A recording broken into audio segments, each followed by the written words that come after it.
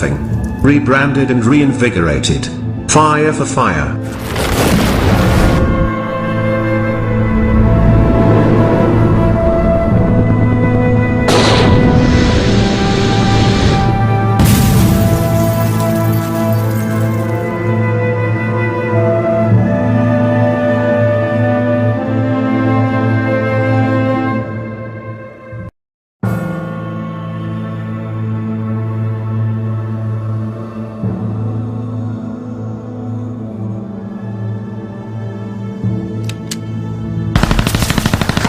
IG Defense Briefing.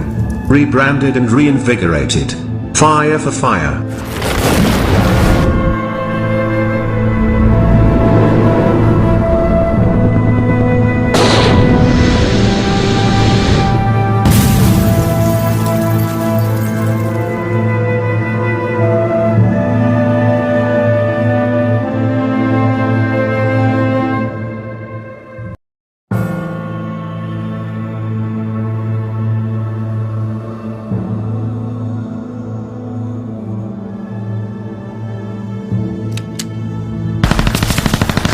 IG Defense Briefing.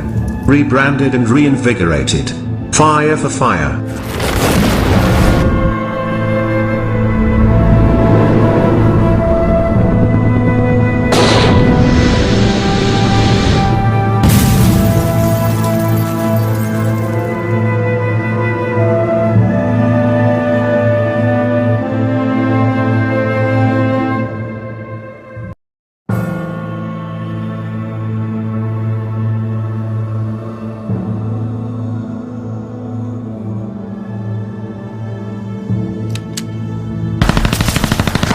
IG Defense Briefing.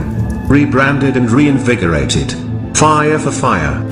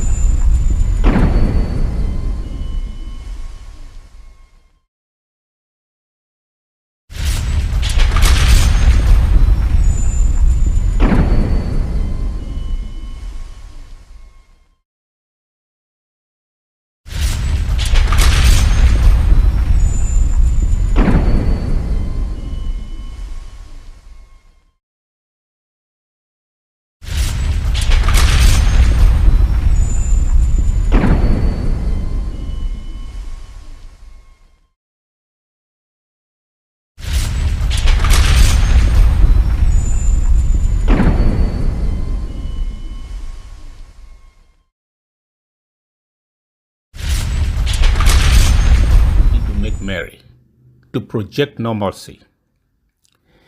They organize these national holiday activities in Amazonia to project control of our territory. They want to demonstrate that they are in control here because they can make merry, they can feast and nothing happens. They are doing this to pretend that we are no longer at war, that the war is over, that there's just no war, that those who say there is war in Amazonia are making a mistake. It's just a crisis. So there's no war. War, you don't feast in a war zone. So that is what they are struggling to do. Number 4, they are trying to demonstrate that we are still part of La Republic. How can they declare the public holiday and we observe it? That is the demonstration that we are still with them. If America has a public holiday, will Canada observe it? If Nigeria has a public holiday, will Equatorial Guinea observe it? They want to demonstrate that we are still on part of Cameroon by decreeing a holiday and ensuring that it is respected and observed in Amazonia. And somebody say you are from Amazonia, you are telling us that we should just look away and let the public holidays decreed by La Republic be observed in Amazonia. Are you kidding me? Anyone who believes we restored our independence in 2017, anyone who still believes that we restored our independence in 2017 cannot advocate that we allow La Republique and their national feast days to be observed in Amazonia and by Amazonians. No, that is a non-event in Amazonia, and it is hereby proscribed and banned throughout the national territory of Amazonia. We have banned every holiday, every feast day, every national holiday decreed or declared by La Republique is of non-effect and cannot be observed in Amazonia. In fact, that day, to enforce things, we must declare it, and ever so, a public holiday and a lockdown. It shouldn't be observed as a public holiday. It has to be a lockdown, because any sign of La Republique coming to celebrate in our territory is poking us in the eye. It is provocation. It is an insult to our injury. We are being killed and maimed, and they are bringing their feast day or whatever national holiday to import into Amazonia to come and celebrate it in Amazonia. And some people say we should look away and we should forget about it. No, it is locked down. There shall be no movement throughout the national territory. Let every Benzikin rider hear us. Let every taxi driver, every Clando driver, every vehicle, every bus driver, everyone in Amazonia, this is lockdown day. Whenever our enemy comes to our yard and wants to celebrate, it is rather a mourning day. It is a day for us to remind them of the grief and the suffering that they have forced us to go through, that we are actually going through. We can't allow them to celebrate in our compound. Even in our village, when I am grieved, I am bereaved, you cannot bring your feast in my compound. You cannot bring your dance in my compound. You cannot come and make merry in my compound. That's not acceptable. It shall be total lockdown. If you decide to move your vehicle, this is the information I've got from the Amazonian Restoration Forces. If you decide to disobey this lockdown, you will be doing so at your own risk. At your own risk. If you decide to move on that day, if you decide to rather disobey this order I'm giving you for preventive purposes, you will encounter the Amazonian Restoration Forces, and whatever happens to you will be at your own risk. So let's observe it. Let's rather use this as a moment to reflect on our pain and mourn and stay back and stay home. Please, this is the voice of the interim government of the Federal Republic of Amazonia. God bless you. Fellow Amazonians, Sunday, the 1st of May, 2022, is hereby declared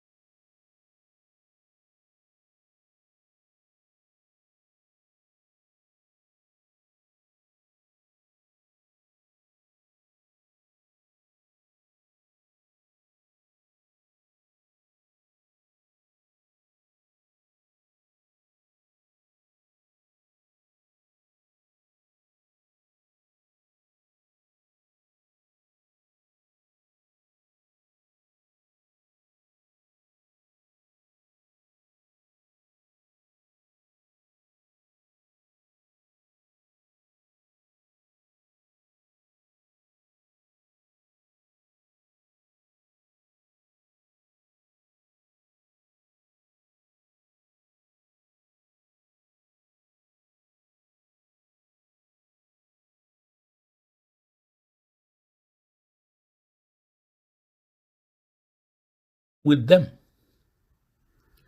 If America has a public holiday, will Canada observe it? If Nigeria has a public holiday, will Equatorial Guinea observe it? They want to demonstrate that we are still on part of Cameroon by decreeing a holiday and ensuring that it is respected and observed in Ambazonia. And somebody say you are from Ambazonia and you are telling us that we should just look away and let the public holidays decreed by La Republique be observed in Ambazonia. Are you kidding me? Anyone who believes we restored our independence in 2017, anyone who still believes that we restored our independence in 2017 cannot advocate that we allow La Republique and their national feast days to be observed in Ambazonia and by Ambazonians. No, that is a non-event in Ambazonia, and it is hereby proscribed and banned throughout the national territory of Amazonia. We have banned every holiday, every feast day, every national holiday decreed or declared by La Republique is of non effect and cannot be observed in Amazonia. In fact, that day, to enforce things, we must declare it, and ever so, a public holiday and a lockdown. It shouldn't be observed as a public holiday. It has to be a lockdown, because any sign of La Republique coming to celebrate in our territory is poking us in the eye. It is provocation. It is an insult to our injury. We are being killed and maimed, and they are bringing their feast day or whatever national holiday to import into Amazonia to come and celebrate it in Amazonia. And some people say we should look away and we should forget about it. No, it is locked down. There shall be no movement throughout the national territory. Let every Benzikin rider hear us. Let every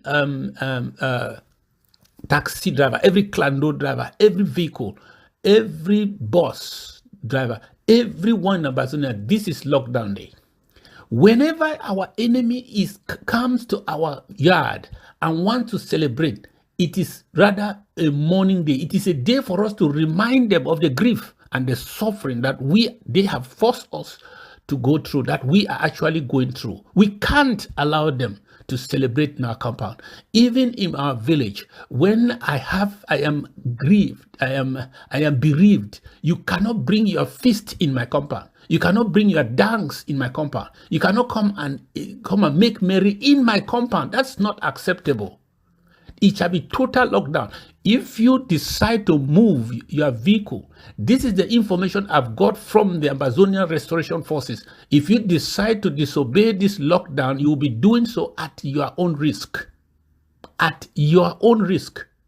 If you decide to move on that day, if you decide to rather disobey this order I'm giving you for preventive purposes, you will encounter the Amazonian Restoration Forces, and whatever happens to you will be at your own risk. So let's observe it. Let's rather use this as a moment to reflect on our pain and mourn and stay back and stay home. Please, this is the voice of the interim government of the Federal Republic of Amazonia. God bless you. Fellow Ambazonians, Sunday, the 1st of May, 2022, is hereby declared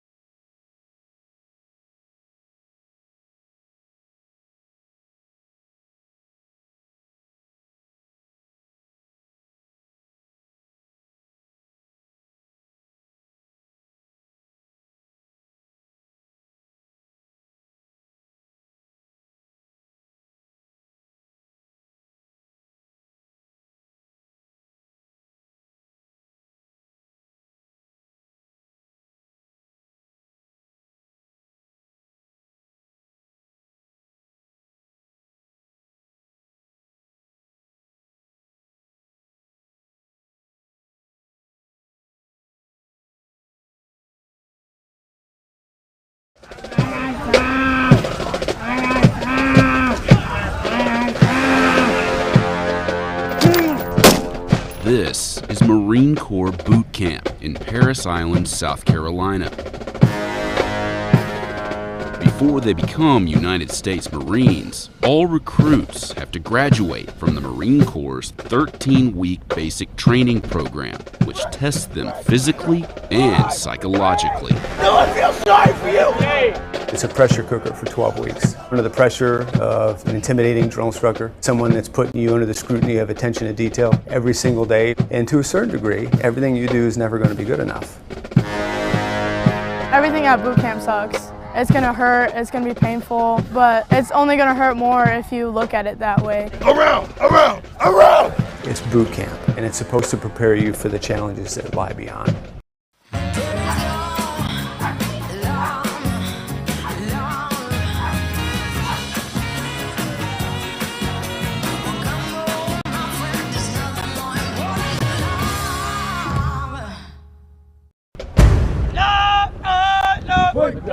We spent 5 days at Parris Island, where we saw different companies at various stages of training. You will not run, you will walk. Get on the yellow footprints right now. Aye, sir! You will do what you're told to do, when you're told to do it, and without question. Do you understand? Yes, sir! On day 1 of boot camp, new recruits arrive at the receiving barracks, where they take their first steps toward becoming Marines by walking through these silver hatches, symbolizing the threshold between the outside world and Parris Island. You walk through these silver hatches once and never again, do you understand? Aye, sir! Once inside, recruits are processed and assigned to their platoons. Put it up! Yes, ma'am! I know you were told us to come with your hands down! Put it up in a bun, I'm ma'am! After graduation, Marines commit to a minimum of 4 years of service. Upon entering the Corps, an entry-level private will earn around $20,000 a year. Sit down. Yes, sir! Recruits are required to make a phone call Aye, sir! to a family member or their recruiter to let them know they've arrived. This is Recruit Hatcher. I've arrived safely at Parris Island. Please do not send any food or bulky items. They're only allowed to read the script printed for them inside the phone bank. I will contact you in 7 to 9 days by letter with my new address. Thank you for your support. Goodbye for now. Yes, sir. Get in the class! Aye, sir! Recruits are given 3 chances to get someone on the line. Sir, my recruiter's not answering, sir. Call him again! Not every recruit is able to make a connection. If there is no answer, hang it up and close it. Aye, sir. But they won't have long to dwell on it. The Marine Corps Recruit Depot in Parris Island sits on 8,000 acres of the South Carolina Low Country. It's one of 2 enlisted recruit depots in the United States. The other is in San Diego, where only male recruits are trained. Around 20,000 recruits graduate from Parris Island every year before joining the more than 180,000 Marines actively serving today. We take young men and women from all walks of life, all cultures. Maybe they were rich, maybe they were poor. They've got different religious backgrounds. They are the melting pot of America. And they come here with one common goal, and that's to be a United States Marine. Parris Island, South Carolina. Here, everyday Americans become Marines, the toughest fighting men in the world. Male recruits have been trained at Parris Island since 1915. Female recruits began to train there in 1949. Today, females comprise under 25% of recruits at Parris Island. And approximately 8% of the United States Marine Corps, the lowest percentage of any United States military branch. A recruit's day begins before the sun comes up. Their typical wake-up call is 0400 or 4 a.m. Let's go!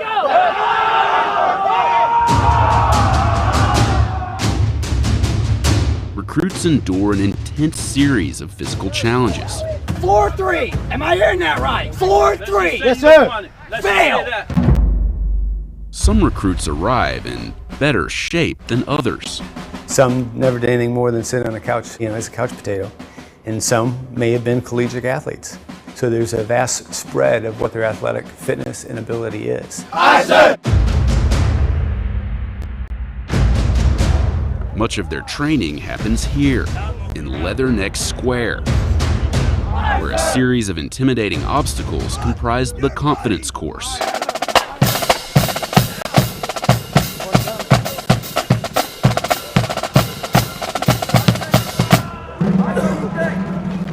I'm tired of watching you freaking fail. You failed this event.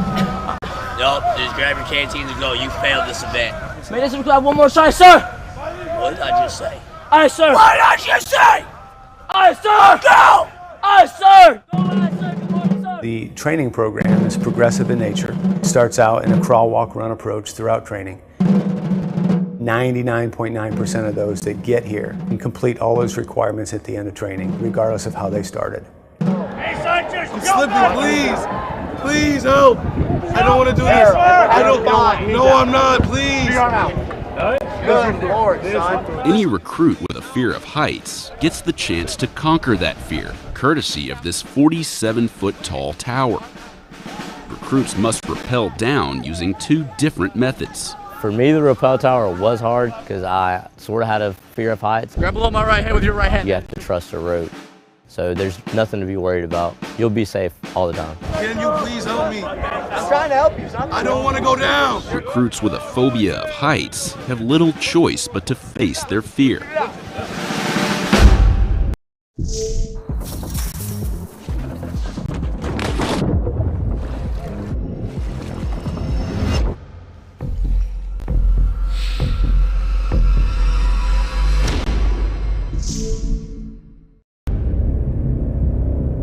One of the most dreaded parts of training is the gas chamber.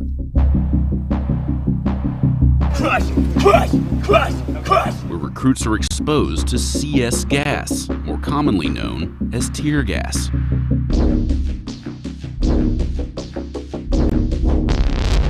Once the recruits enter the chamber, they break the seals of their gas masks. You go in, you feel it, instantly hit your skin, you just feel burning. Say something to me now! Feels like those few minutes felt like an hour. After around 5 minutes, the recruits are free. But the pain endures. Get up! Kick straps all the way, take the mask off. Definitely you thank God for fresh air. It's really nice to be able to breathe in and not feel an instant burning sensation. Gas chamber is important because it builds confidence. Confidence in the gear, confidence in the drill instructors, and then confidence in themselves. Now, start walking! Recruits are trained in different styles of hand-to-hand combat. First thing we want to see is that straight thrust, you understand? Yes, sir. That bust thrust, come on, sir. Aye, sir. A key aspect of their martial arts training is fighting with bugle sticks. You killed that opponent, you understand?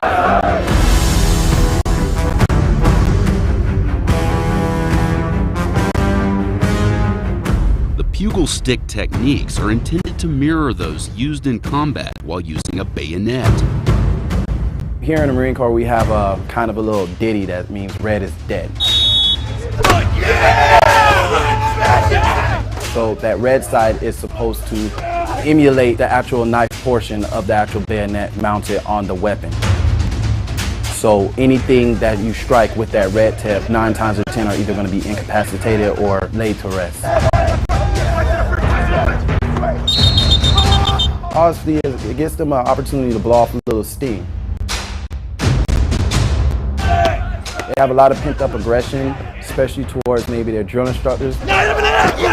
They're out there, they're actually doing what they feel like they signed up to do, which is learn how to combat the enemy. Recruits also practice with actual bayonets.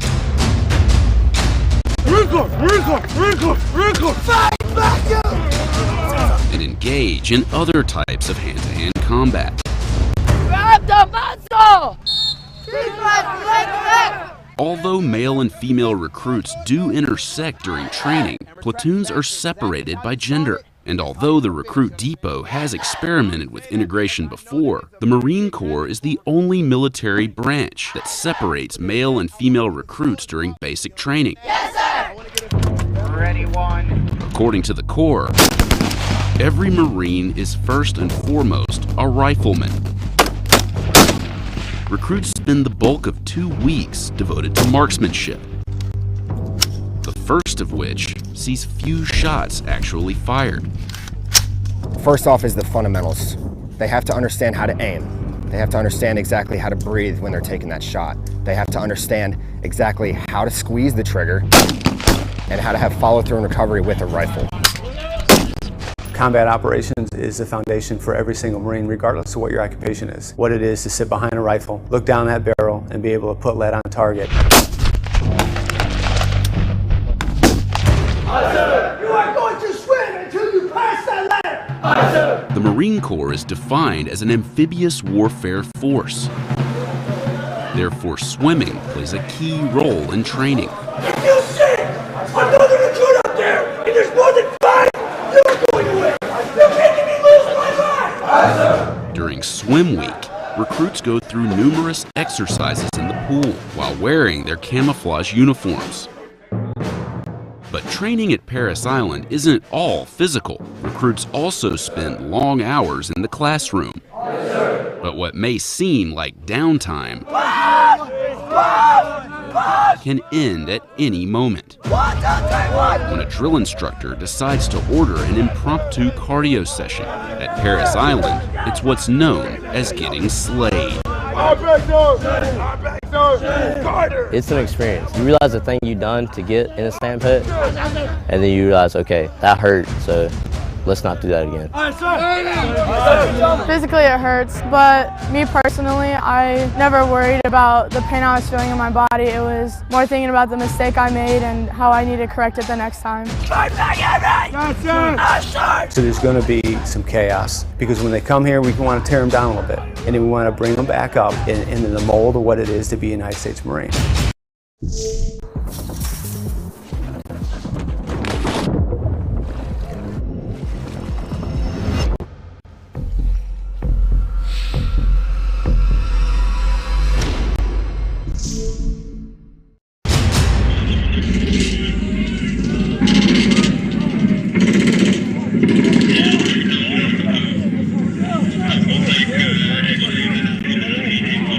Recruit training culminates in an event known as the Crucible.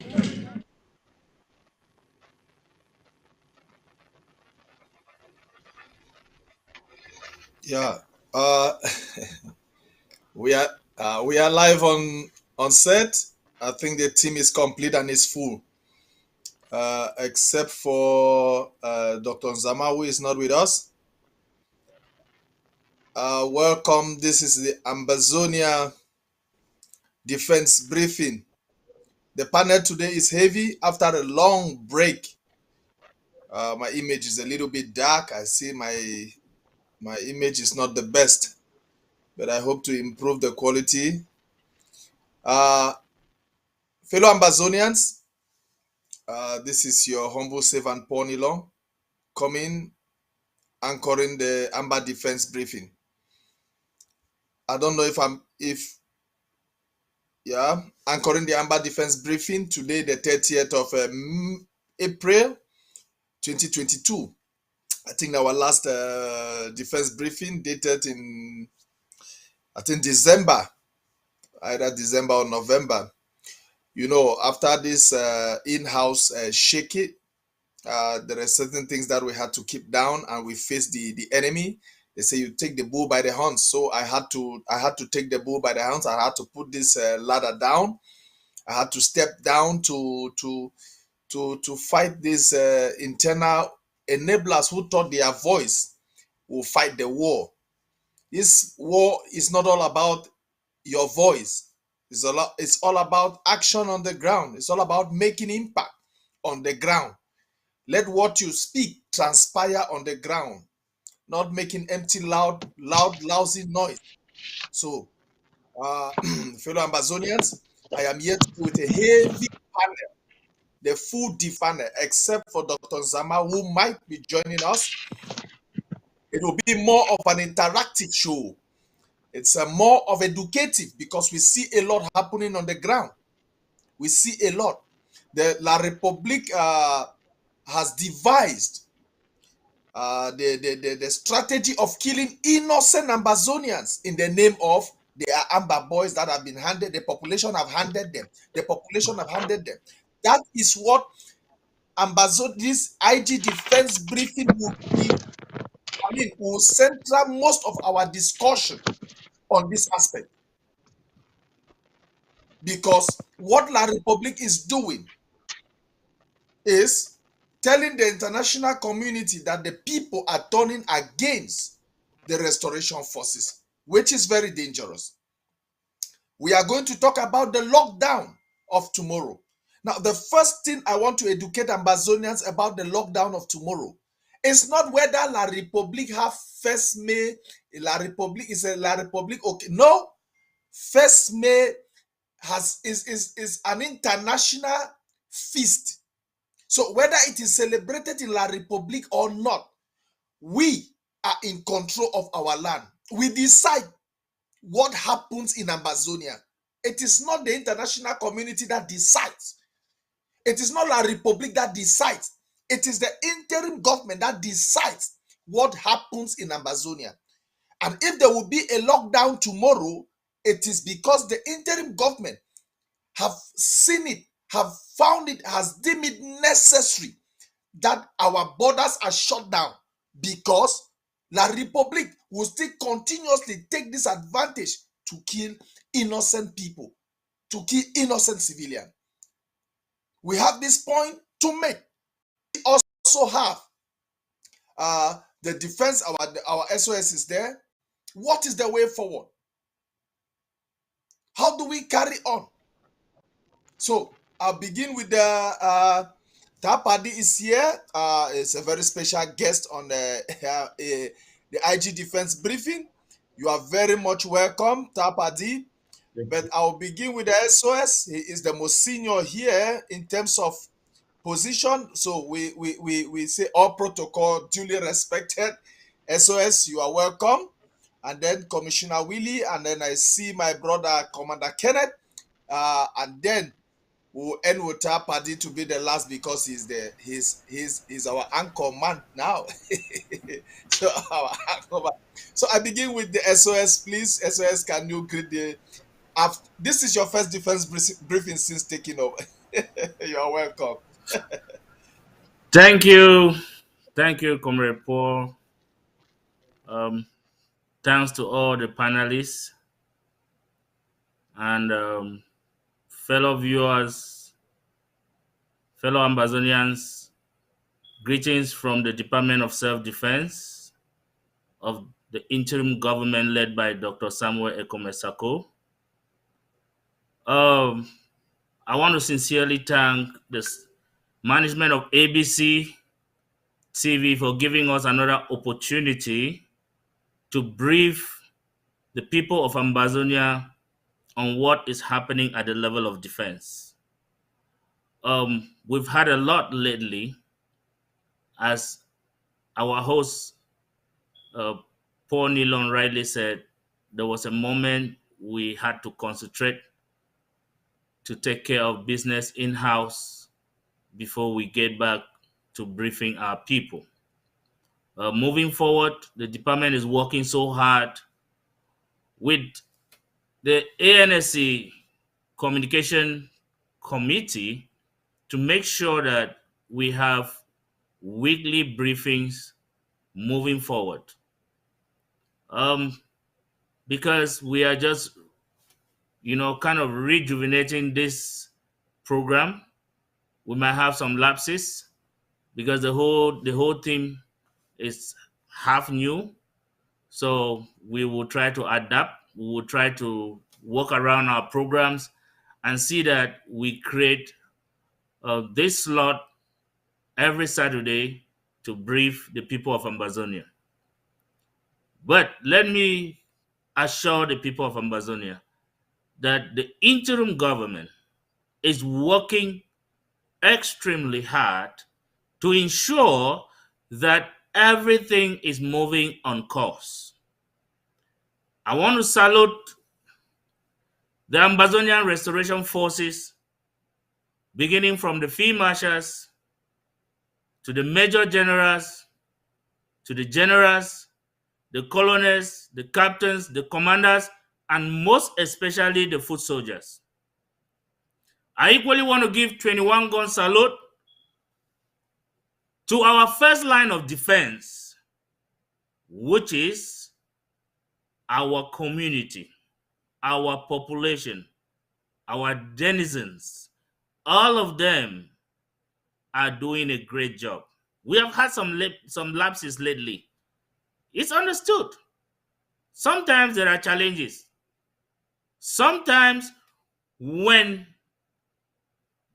the innermost circle of an organization is not functioning well, the enemy takes advantage to attack the outermost circle.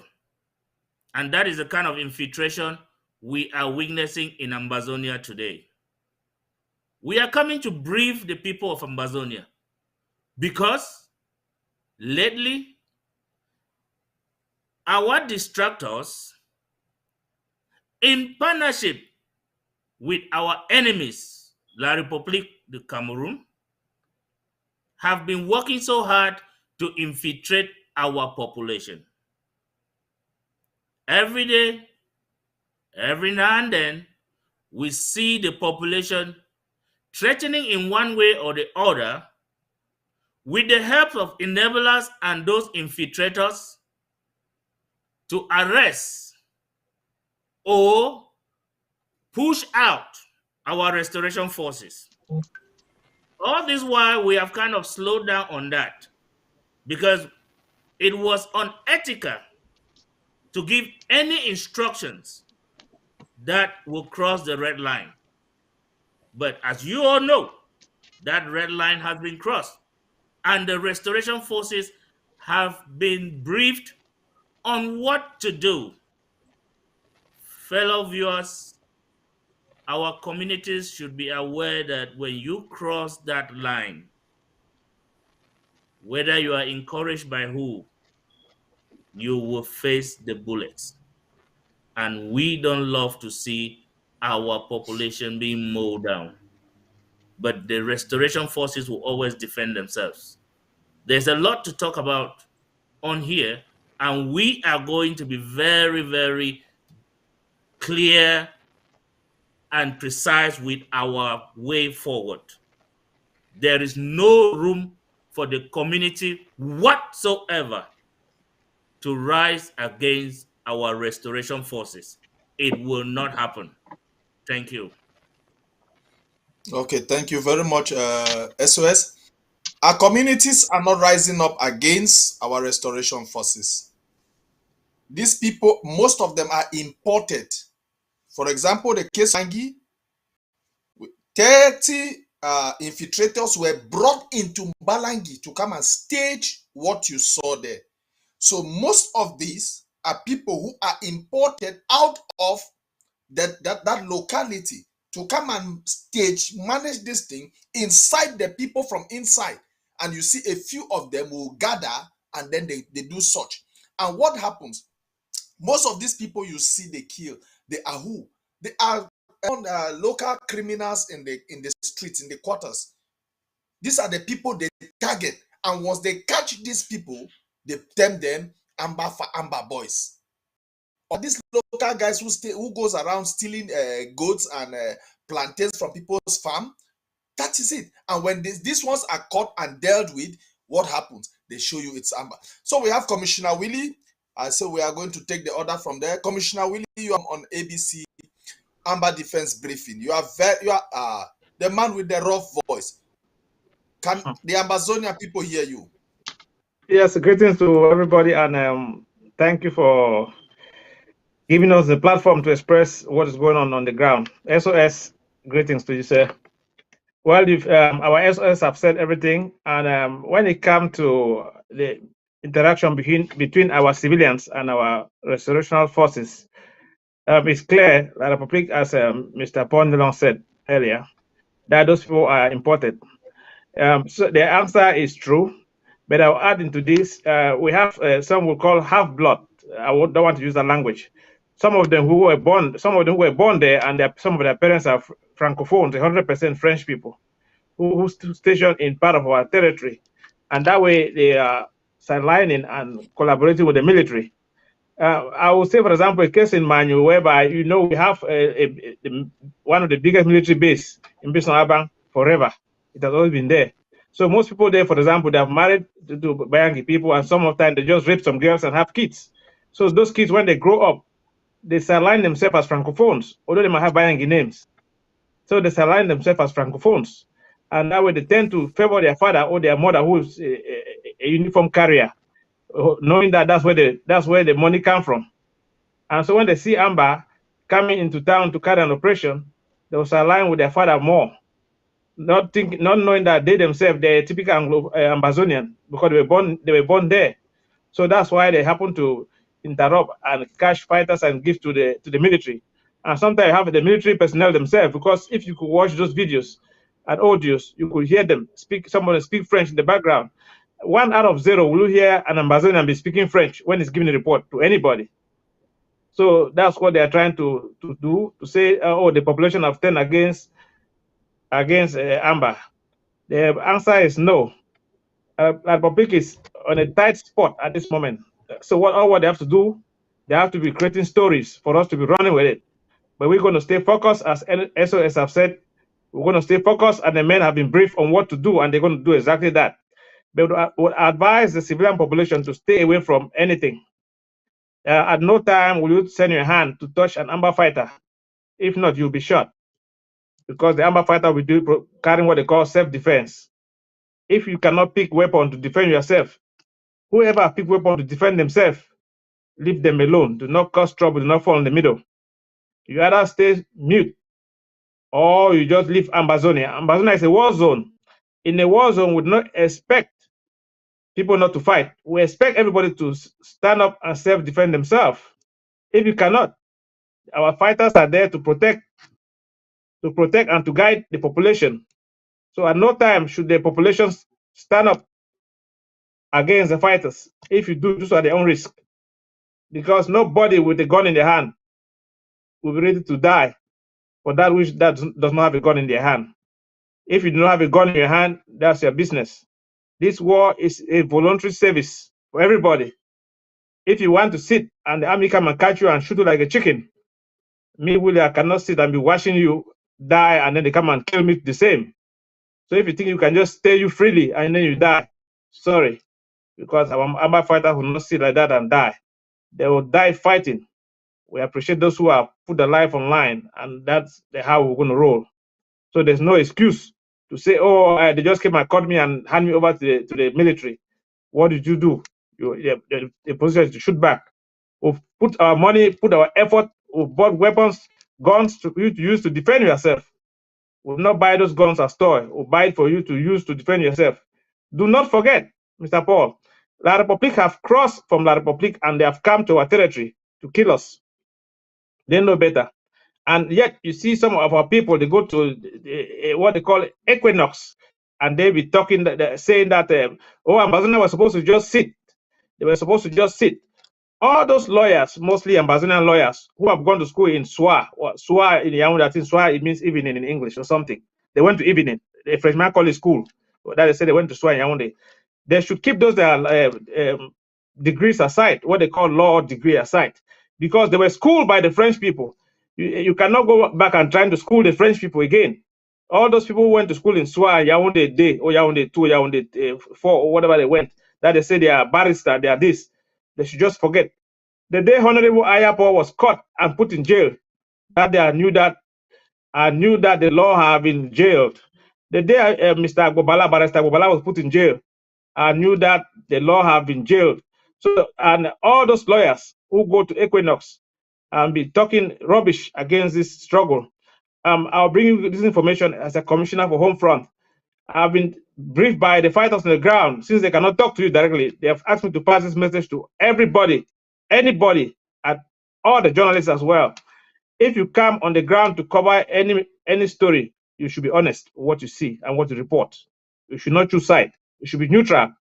If you're a lawyer, you should be neutral. If not, once you come to Ambassador, you'll be punished. That's the message.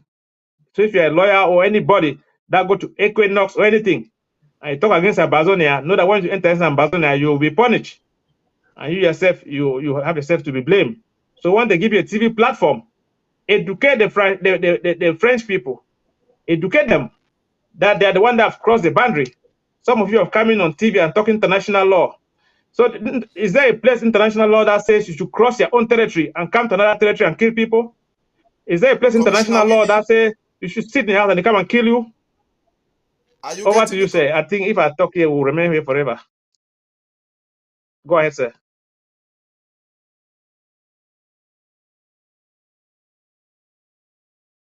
Can you hear me?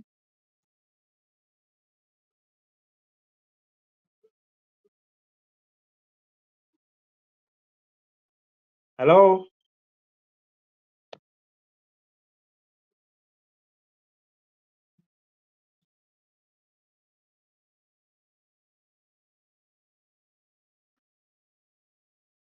Come on here. Tapadi, are you getting me? Yes, I can hear you. Can you hear me? Yes, I'm getting you.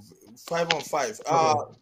Commander Kenneth, please, I'll just hold you. We talk with Tapadi first before we round up with you for the moment.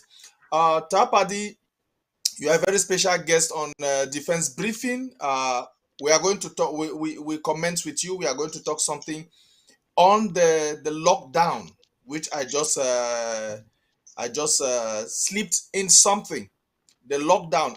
Go find me. We'll talk this one for Pidgin about the lockdown. I don't know. I would really like me to talk now for Pidgin, so that maybe people the way that they follow me for Ground Zero, may they understand. Like where I don't first talk. Now the government, know what it find for a people. The government know the copy now wait to some other man they do one. The government they impose. Say okay, we don't see and say this day. If una come out, they go target una because we dey see their plan. Because I don't hear some other I don't know as I think one of those disgruntled individual. They don't move some small audio for me, confuse people. Wait till that first enablers that they do them. That way the interim government it talks say lockdown they go come on make audio say lockdown no day. So Tapadi you greet Ambazonia people and then you go straight for that lockdown for tomorrow. Will be very, very important. Okay. Thank you very much. No mind me. I always the talk, they work at the same time. I'll talk in both English and for to talk pidgin like this. The reason because what we are saying is important for us to communicate squarely to the international community, because that is what French Cameroon is doing.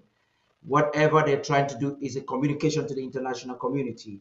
They want to tell the world that, in other words, rubbish the Swiss-led process initiative by telling the world, listen, this is an internal problem. We can contain it. There is peace. The people are jubilating. They are merry. There is merry.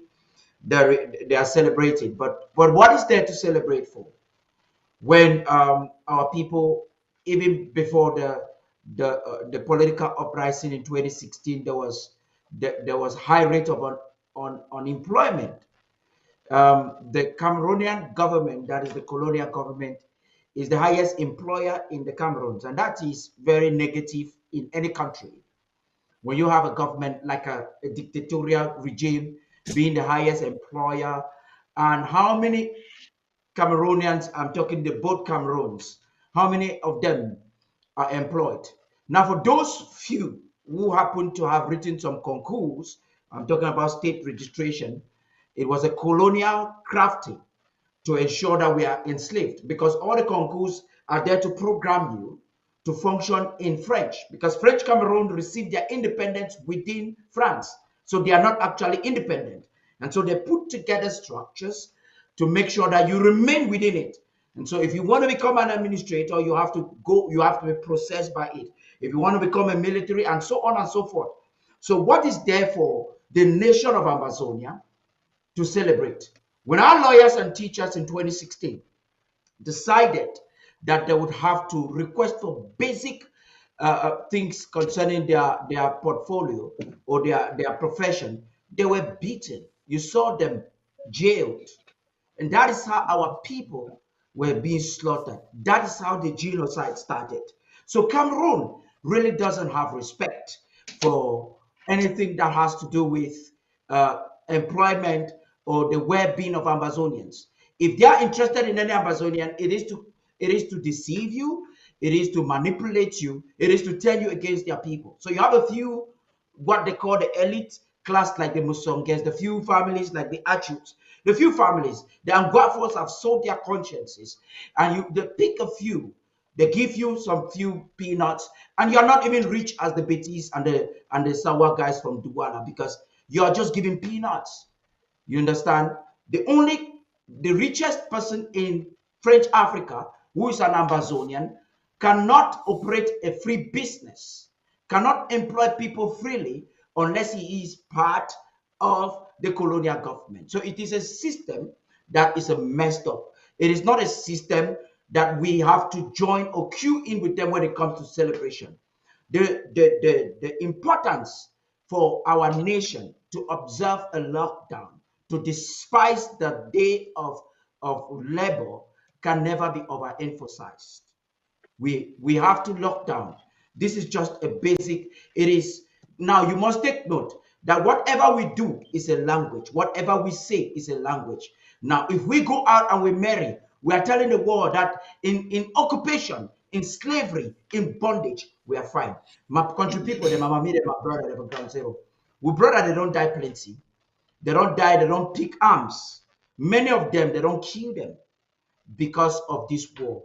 Now, people, they be choose say, since we Cameroon, we don't they kill you, they knock you, box you. They decide even time they don't get chakavum for their hand.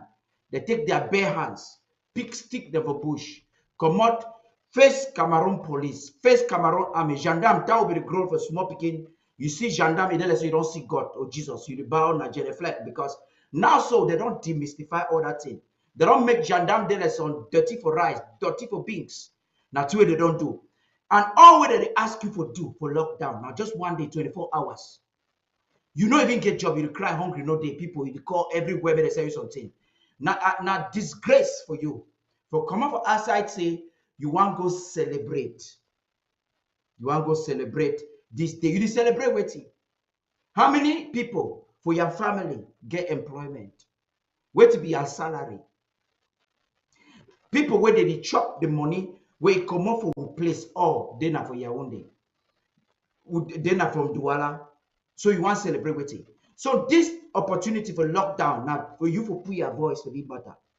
Your voice for say, you don't vex, you not go celebrate. You go remember for us. For their international community, primary, they want to be politics, because politicians then now, they calculate say, sometimes we want just IG wants to say strong. No, they want to be politics. They want to freedom. They want to tell the world, say, we don't go and we don't really go. We want our country, we want manage our country, but we're not there for anything way. It's if people for your own they talk. They don't employ Chuayaba for Nombe. No way. They don't employ Chris Anno. It just mix from our head. They don't employ for Texas. They don't employ the other one, name the other Naweti again. Even Kondenge. You know, the Bible says, by their fruits you shall know them. Cameroon wants us to observe the national Labor Day or International Labor Day. Cho Ayaba wants it. Kick wants it. Texas of coup plotters Anno wants it. What does that tell you? They are taking you to Yaoundé. So thank you very much, Paul, for giving me the opportunity. Thank you very much for being so brief on the first part of it. Commander Kenneth, The Ambazonia people wants to hear your voice. Extend greeting, and then we begin straight with the topic of innocent Ambazonians, innocent Okada men rounded up in Ndu or Oku. I think it's Ndu or Oku, rounded up in the name of Ambazonian restoration forces. Please introduce yourself. Right. I think you are well vested with that issue, and then you mash fire.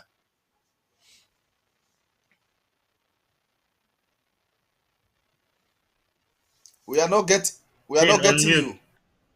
Unmute, Kane. I think, yeah, there's a green, when you touch, there's a green speaker on your this thing. Yeah, microphone icon. After the one we did a video.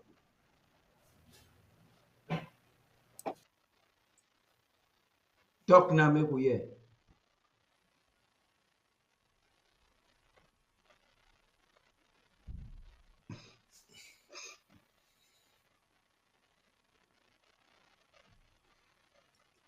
You don't see the icon.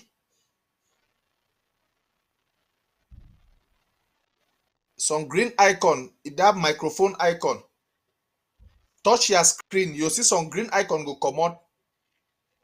It did it with video, it did it with small video camera.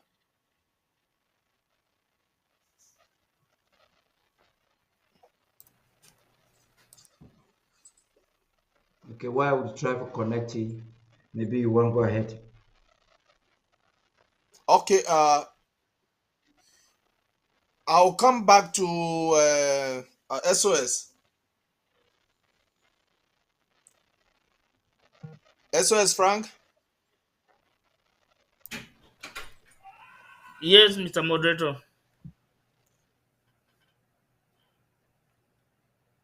Yes, to pick over from where Kenneth was supposed to come in, just to add to what Commissioner Willie said, you see the manipulations that are coming in from our oppressors. Now they are doing everything to satisfy their government that they are working to challenge the status quo. So recently in Uku,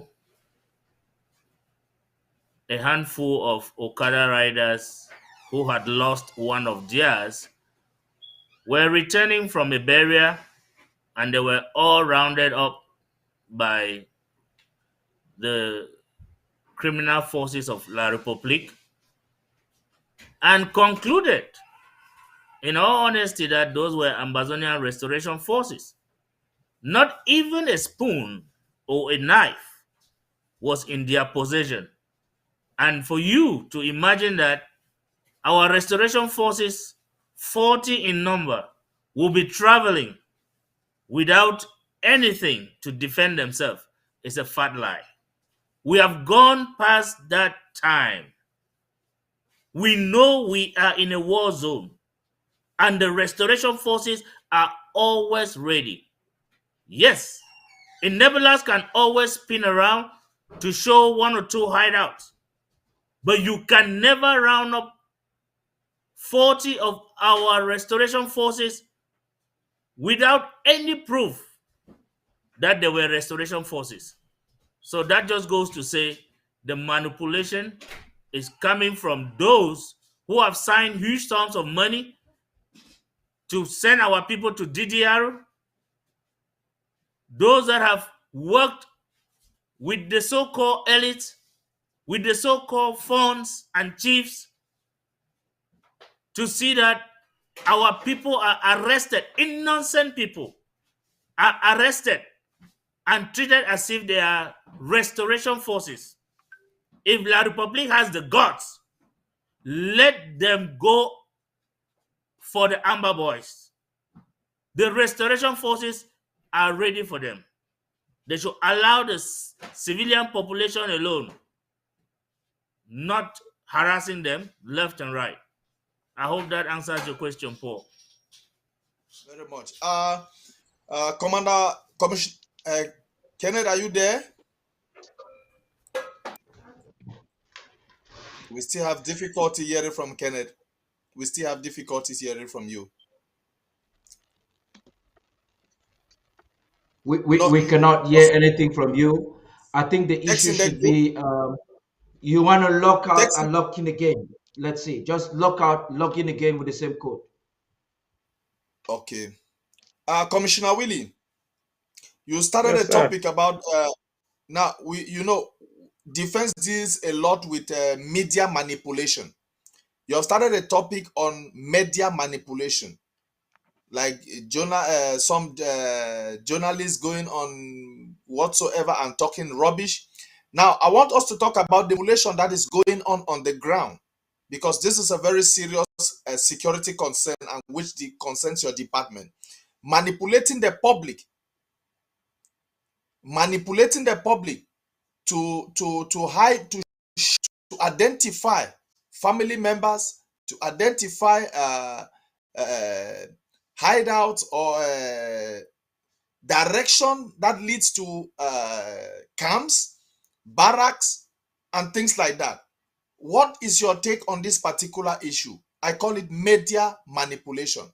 And of recent now, we are seeing some people using image from the ground, putting their logo, so childish, putting their logo on it, claiming after 6 months or how many months of their government, we thought by now they will take over Boya. But they are still behind there, struggling to scratch people's account, private account. Those who have unsubscribed, they are still trying to go. That is what they are good at doing. So what is this media, this manipulation that our people are facing on the ground? What is your take on it? And what do you think is the way forward, Commissioner Willie?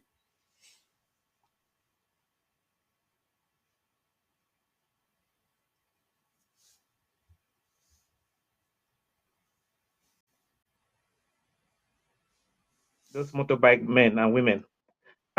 It's a good thing, but it's a bad move for La Republic. It's a good thing because they have to show Ambazonians that we're at war. Some of our brothers and sisters, they are still living in a hallucination, thinking that that they are thing. Yeah, some of them, our brothers and sisters are still living, they are still thinking that is that our thing. That's why you could see 40 men or women who just carry a motorcycle to go to one spot. They must have been fooled by one Francophone person, one Bameleke or one Ewondo person inside that group. If you go deeply, you're going to find out that there's one person inside that 40 people that must have been of a French origin that will tell them, oh, let's take a motorcycle and go this way. That way, it gives the gendarmes and police excuse to arrest them and seize their motorcycle and ship them to Yaoundé, as they've been doing. That's another way of theft, because the Frenchman, all they do is stealing and manipulation. Don't just look at the arrest. The arrest, the ideology behind that arrest is, number one, to extort. And how do you extort from people? If they just come and be arresting them, you'll be called for consent. So they'll take them, and then they'll get money from, they'll get those motorcycles and ship them to Yaoundé. Number two, we'll be fighting La Republic. They'll be running out of options and out of money. So when they arrest our men, our innocent civilians, what they do, they take them to the gendarmerie or to the police. They ask you to pay 500,000 CFA francs. If you do not pay for it, because they don't have money. If you don't pay for that 500,000 CFA francs for them to release you, they will say, okay, you're Amba, they're going to tag you as Amba and ship you to Boya, or ship you to Yaoundé, or ship you to the headquarters. That's what they do. That way, it makes our population to be in a very tight spot, whereby if you have a wife or you are single, then if your family cannot come out with that 500,000 CFA francs, that they will take you and send you to Yaoundé and just jail you there forever, of which they have stolen your motorcycle, that worth about 400,000 CFA francs, plus the 500,000 they're asking from you. Altogether, that's almost $1 million that they're taking from you. 40 times, let me just say 40 times 500. You do that, you do the math. I see how much La Republic is ripping from us. If they are not taking our raw material for their own benefit, they are going to take our human material, that's our blood, for their benefit. And now let me come to manipulation. When it comes to manipulation, the answer is simple. If you see that the people that they use for manipulation purposes, they are using us to fight us. As simple as that. You see that I've given permit to some of our brothers in La Republic, Equinox, and other places. They hire them. That's why they hire them in the media sector so they can be broadcasting news in English or pidgin English freely. That way, before you come there, they give you a free chance to talk against the revolution.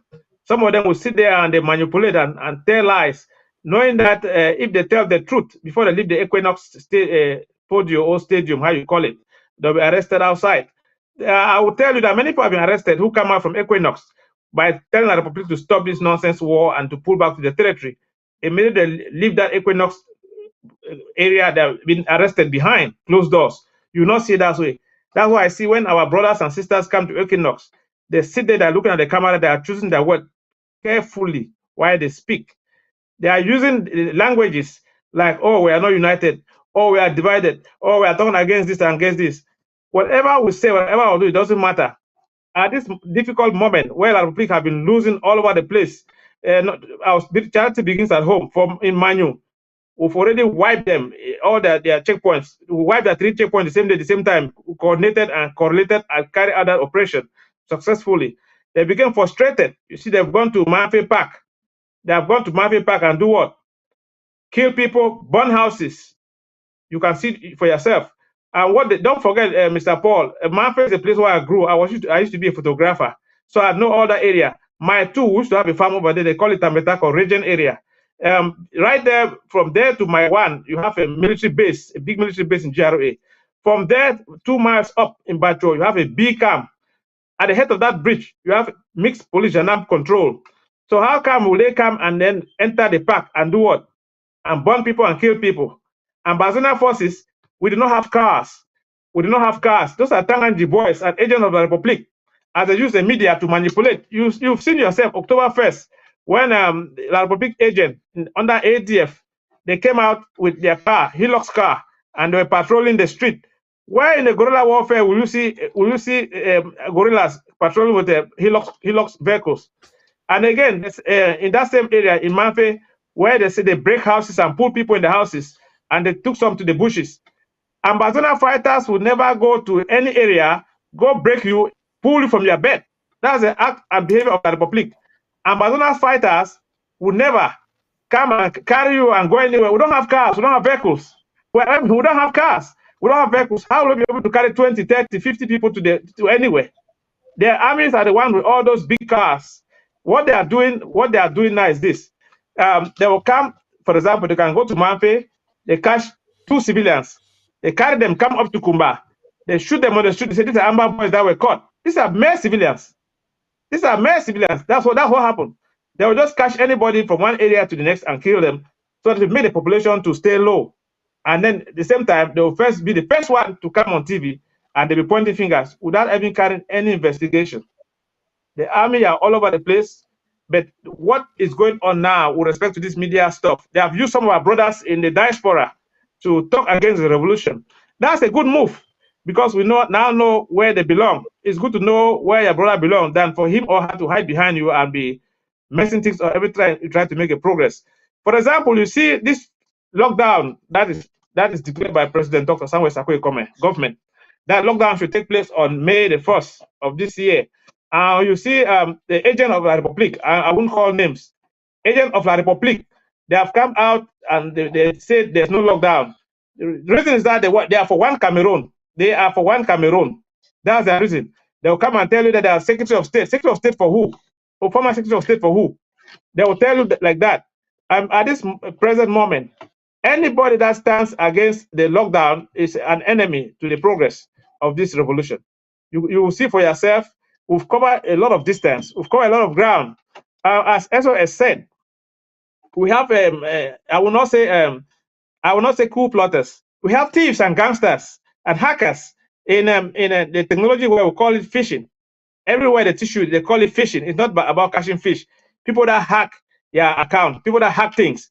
When people begin to carry out this type of behavior, you begin to ask yourself, in America, it's a crime. It might take a while, but the law will prevail, because in America, they don't just arrest you immediately. They make sure that they gather all the evidence, so that when they want to nail you, they nail you hard and nail you strong. So those people who have come into the system, into our interim government, hack our hard working money, they have come to our system, zero things. All those things are documented. It's a matter of time. Don't forget that any 501c organization that is registered with the United States government. You cannot go in there and hack it. If you hack it, FBI is not supposed to come in. Each department, like the State Department of America, if you register the 501c, they have what they call a fraud department. You have a fraud department. So once you file your case, the fraud department will take the case and look into it. And they'll get paper trails to make sure that everything is correlated and coordinated. So once they want to nail you down, you go down for it. When our people on the ground, my people on the ground, any news will go come up from Bazina government, when I will hear and wait, brother Paddy go can't talk for ABC. The Republic for the Republic, they hear now, they hear that TV station, how they call that fake TV station, CRO TV. So when I for ground there, when I begin to hear from where ABC TV, where Mr. Paddy the host of, where ABC TV, now I go give now where information and everything. If anything there, Mr. Pondilon go tell now where SOS, it go tell Mr. Fra, it go tell now. So when I be aware, anybody who don't work with us before, I go call their name, Secretary Chris Anu them, Bishop Jen go and them. Anybody go call on a phone and no answer. Anybody go can go the information. That information are fake. When I go listen for ABC, now the people's TV that now for they will get our information. Someone never made the manipulate una, and then we get two things for do: divide and rule and fake information. So when I put that on ahead, anything like Republic fake, now ABC be the key. Now for they will get your message. Over to you, sir. Comrade Kenneth, can we get you now? I don't know. Can you hear me now? Yes. Yeah, I think we get you now. That's good. Oh, thank God. Okay. I don't know. I seem to have been having a problem with my device. I don't know what is happening. I'm sure it doesn't go off again. You're fine. You're good to go now. Okay. Yeah. Yeah. Good evening, fellow panelists and televiewers. Please, I'm sorry for what happened earlier. I think I was trying to talk, but it seems as if my voice, my sound wasn't coming through. So my name is Kenneth. I am CDO from Momo, and at the same time, the spokesperson for the NSC. We've come here today. I think most of what I have to say, the SOS already, did the introduction.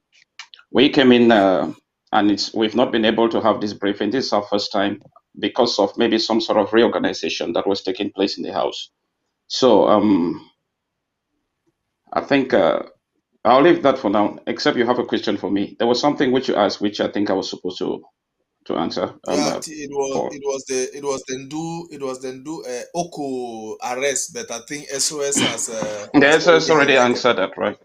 Okay. Okay, so what can the Amazonian people know? You know, the ANSC had a small gang up inside. So what can you tell the Amazonian people about the ANSC as of now? Yeah, what I can say is that it's made up of the NSC is made up of CDOs from the various counties, which come in. What is CDO, please? We don't know what is CDO. Oh, okay. The county defense officers from the various counties, those that were appointed by the president, His Excellency Dr. Sako, because previously the system was set up in such a way that the counties could elect their defense officers, those at the top level. But it was changed for the president to step in and for the president to appoint those officers. So after he did that, this was our first time of coming together to sit down as a group and strategize on how to prosecute this war.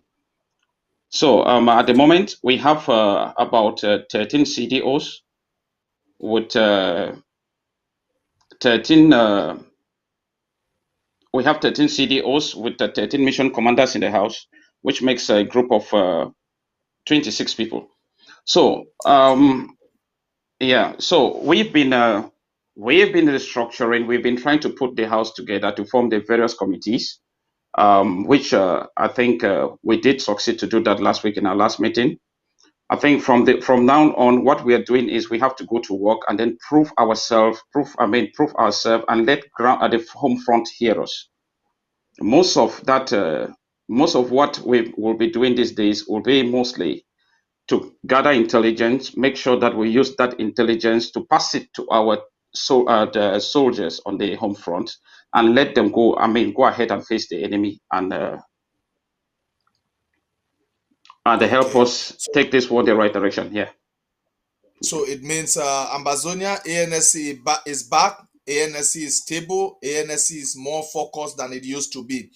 Tapadi, I just have this small concern for you. I thought by now, our people must be educated at every level, at every panel. I thought by now, those who said Dr. Sako cannot do anything, Dr. Sako is weak, I thought by now, with their own whatsoever sham, their own disgruntled whatsoever they have got, their disgruntled gang. I thought by now we'll be in Boya. I thought by now Boya will be on fire. I thought by now what Dr. Sako did not do in terms of defense on the ground, they must have been doing it by now. I don't know.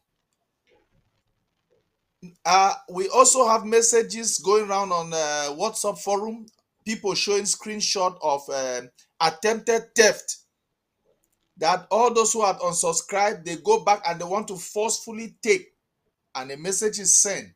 Please, can you tell the Ambazonian people something about this before we why SOS you'll be preparing a talk on the disunity warrior and their atrocities, and why Ambazonians must be on the alert.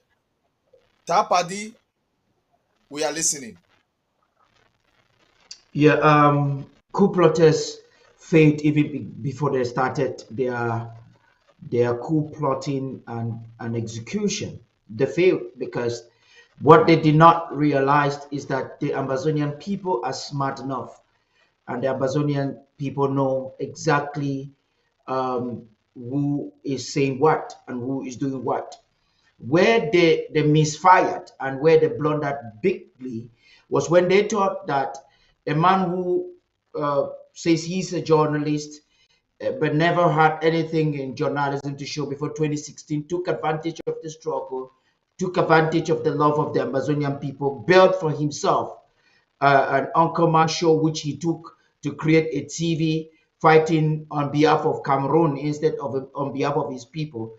They thought that he was their joker card. They were mistaken because he is as confused as the demented Confucianist of the governing committee of the defunct restoration, deleted extinct restoration council.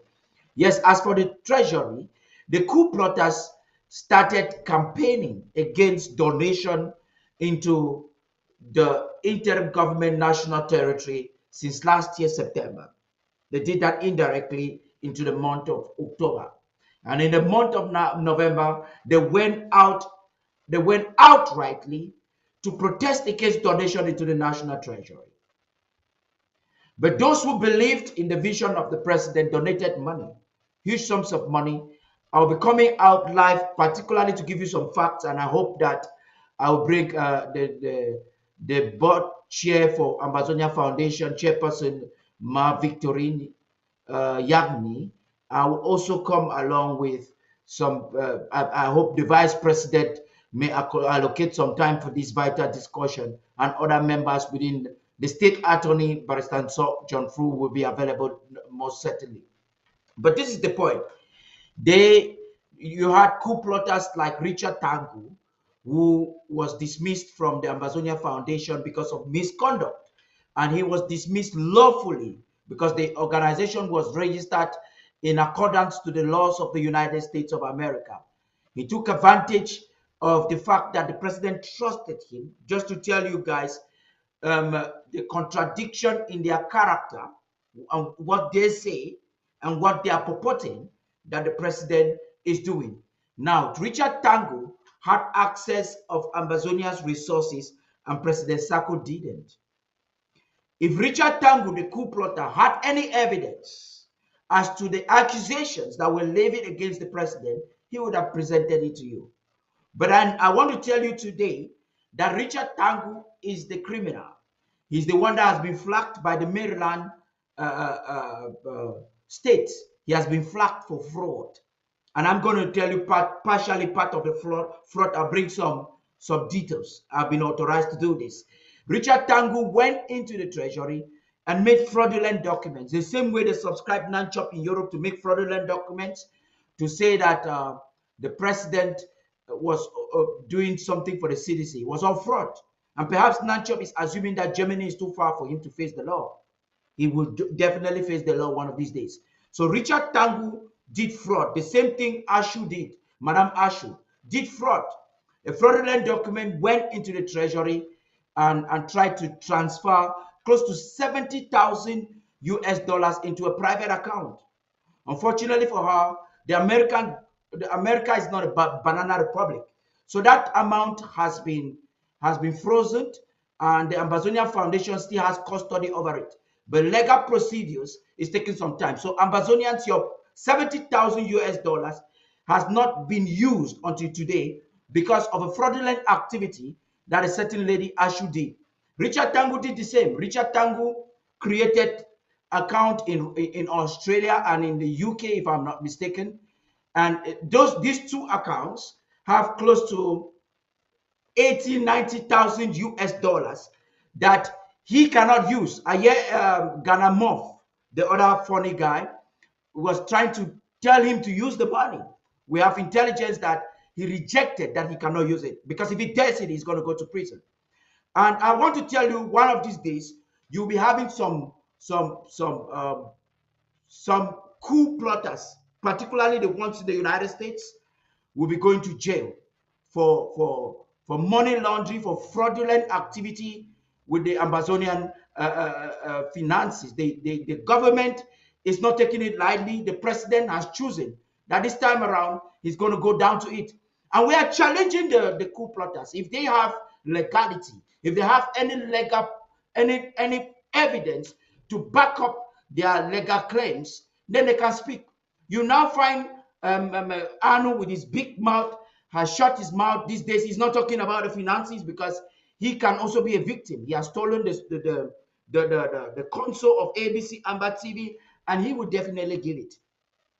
He deceived Amazonians. He deceived the board in compliance with, I would say, in partnership with an accomplice at the time, the board chair for ABC Amber TV, and made him, they paid for ABS rents for 3 months. Deception. So that's how fraudulent Mr. Arno is. When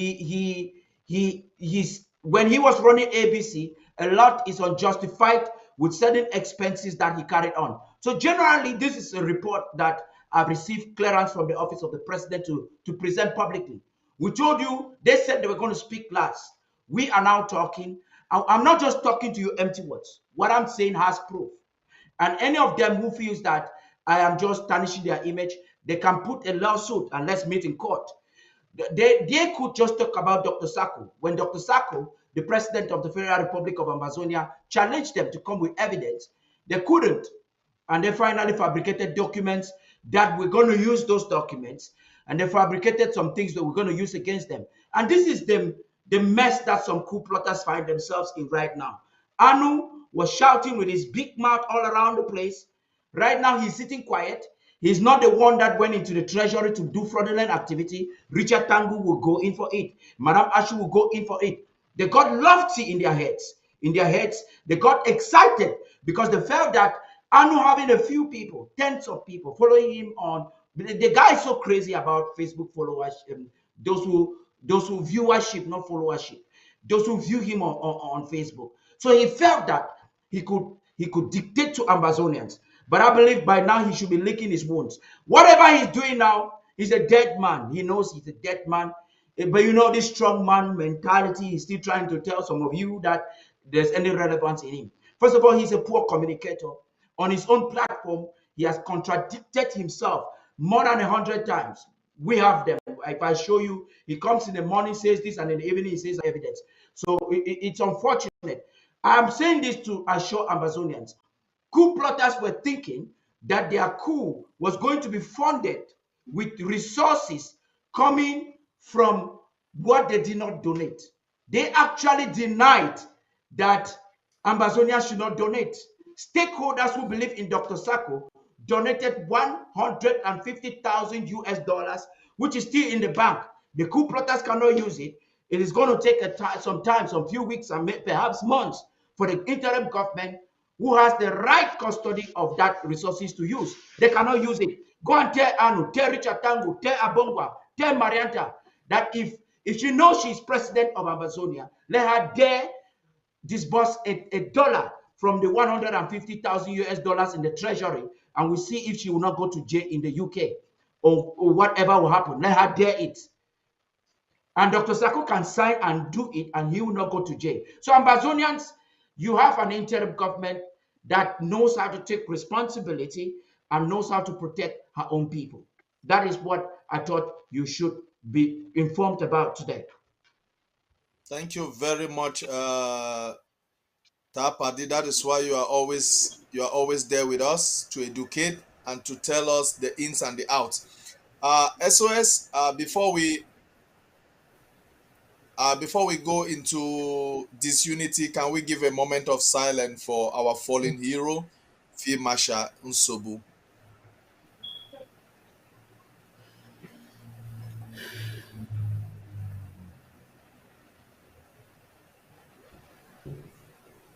And may the souls of the faithful departed, and may the souls of all our fallen heroes rest in perfect peace.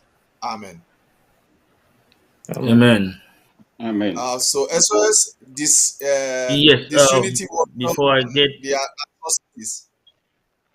Yep, before I get into that, I'm just gonna kind of add a little bit to the ANS spokesman's talk, and then a little bit to Paddy before I dive into the Unity Palace Warriors. The ANSC, as we all understand, lately was a call for concern. If you look at the faces of this crisis, these coupers had strategically positioned themselves. It's not something that just sprang up like a mushroom. No, it's something they had prepared for in the course of time. Right from the moment they started the deal of the materials, they already knew where they were heading to. The first attempt was to dry out the treasury with no results. Then they will now systematically dismantle the structure and return Ambazonians back to the so-called Unity Palace, which was the face of the Unity Warriors. When you see all what Chris Anu, Abongwa Harrison, and John Egiawa, when you see what they did when it comes to the materials, they knew so well what they were going in for and where they were heading to. Now, when they attempted to dry out the treasury, unfortunately for them, at one moment the president said, put a full stop here. We cannot continue. Now, they went to resource mobilization. That's where the spark came out. The battle between Chris Anu and Deputy Secretary of the Treasury, Madame Iringwa, for simply asking the need to justify how the funds for 2020 were managed for ABC before we can draft 2021. This battle of the resource mobilization department quickly escalated into something else, and then people started walking their ways. When you see all this, it's tied together up to what they are doing now. So the last phase of it was a lot of the commanders that were part of this manipulation knew they were going to take the ANC as their final battle and take over. Unfortunately for them, we are always a step smarter than them. The moment they were preparing to strike, we struck before them, and they were pushed out of the ANC. Now, the ANC has been reformed. The county commanders are all seated. We may have one or two areas that not all the commanders are right on seat, but in the days ahead, we will make sure that everybody is fully represented. So the ANC is very functional with level-headed administration and commanders that are out to do the right thing. So Ambazonians, if you were at any moment having some reservations not to contribute your money because you thought the ANC was full of coup plotters, it is too late. We have kicked them all out. They don't have any control over any resources or anything we are doing. Feel free to support the restoration forces through your local government, through your county, through the federal structures, and we guarantee you the resources will get to the right people. Now, transitioning that into these same resources that I've been talking about, I made an audio yesterday where I called my bank to report the activities of some fraudsters who are Ambazonians. The surprising thing is, when you challenge somebody, why not go and create your structure and make genuine efforts to raise funds? Back in February, I deactivated my CID. And the simple reason I deactivated the CID was that portal was hijacked. So the money was going to an unknown source. All this being the manipulation of Johnny Giawa, Richard Tanku, Abongwa Harrison, and Chris Anu. They manipulated and took over those platforms. I said, okay, I don't contribute to you. I am not part of your coup plotting. So why do you want my money? After deactivating that, March, they did not take any money out of that account. But yesterday, a transaction popped up for April. And in the email, it was written, "Thank you, your subscription has been renewed." I did not renew my subscription. That's when I called my bank and I reported these thieves, Ambazonians. If somebody can justify the claims of an embezzlement, they should be able to have the records. I contribute the money. I have never complained of a single dime missing in this government because I know what I am dealing with. When we send the money to home front, we know sometimes we have challenges that the materials are not even able to get to the destination. And yet we continue to fight because we know that we are fighting a guerrilla war.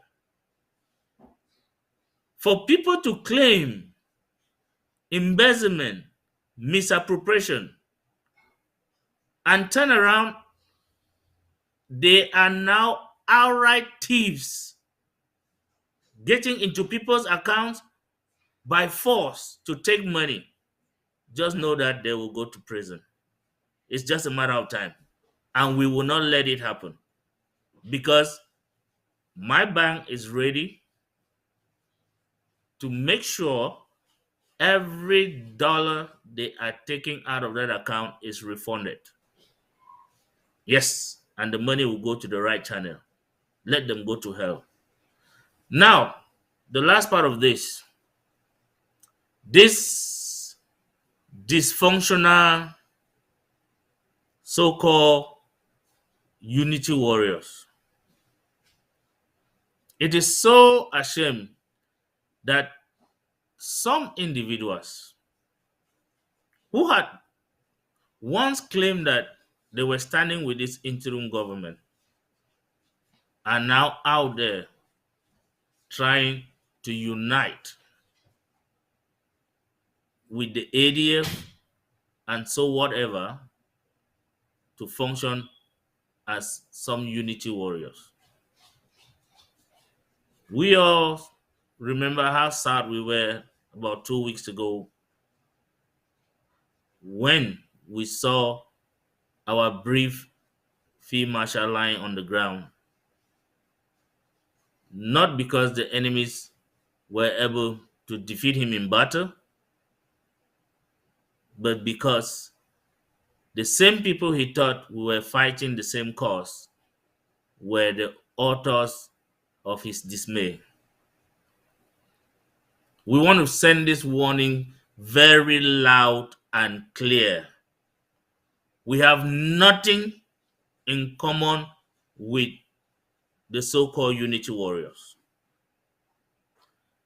Any ARF dealing with another group claiming to be unity warrior is doing so at their risk.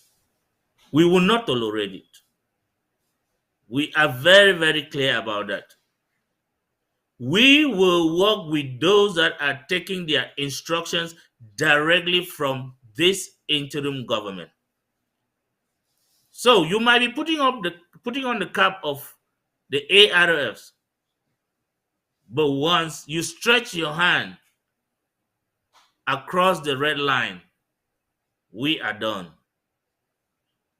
We will not welcome that. And it is very clear. All ARFs have been activated to make sure they are not part of the so-called unity warriors. And if the unity warriors approach them unannounced, they will treat them like enemies without mixing words.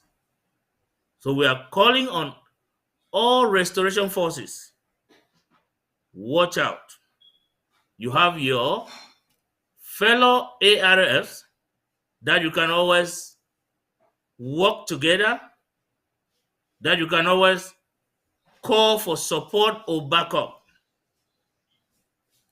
There is no need trying to invite some uninfested firewood to be used in your kitchen. La Republic has infiltrated us so badly. And the only way they can succeed is by planting theirs inside the unity warriors. And they will gradually dismantle the guerrillas that are fighting for the revolution. So ARFs, pay attention, keep your eyes open, and ensure that your chain of command is not broken, because we will never advise you to the contrary. Thank you, and I trust this message is able to go across. Ambazonia people, I want to tell una, in all honesty, say, this interim government under President Samuel Ekomesako, he not get anything for do with the Unity Palace warrior them. Anybody who don't sign contract with Yaoundé for deliver Ambazonia for them, he don't fail.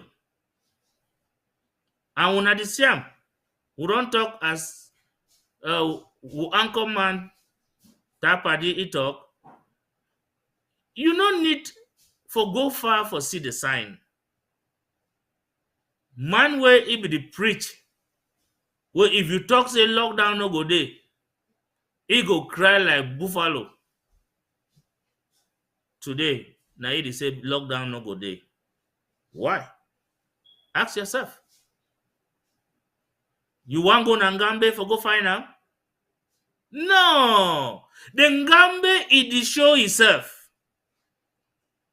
Thing where it come out for person him up.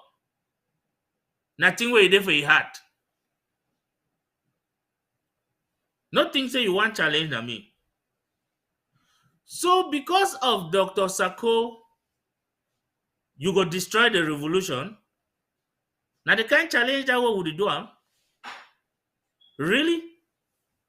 How you go talk say lockdown in no go day for 1st of May, tomorrow 1st of May, where you know very well say the colonial regime then go do everything for demonstrate say we are back to normalcy. How you feel justify that one? Then you want me in a week for television can't talk say you be compromised? Not be we go talk. Now your mouth it talk. And you go continue for confused until you go return that envelope where you be take up from your enemy for sell we. Otherwise, the gods them for land, they go leave palapala for your head. And if you know what you do, you go last move close. One day you go to run naked inside that stadium. Me and Bazonia and then see and say the blood of our people, you know, if you go scot-free. See how many people they die left and right. See how our population they suffer. This interim government, it be make sure they make it not lock down the territory for any reason apart from the fact say make the colonial master it not celebrate. The ANC with the commander them for ground, they fight so hard for make sure say me na one day lockdown a day. Because we not be see reason for the lockdown the territory for 3, for 4, for 5 days.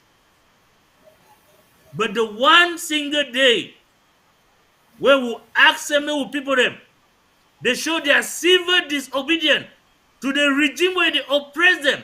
They ask them for Komoka march, for labor where you not be able for get chop for chop. Then somebody stand up for talk say make we'll go back to normalcy. God forbid it. But in mouth, it go help we for no say, not be we talk say it be compromised. Na in mouth, it talk say it be compromised.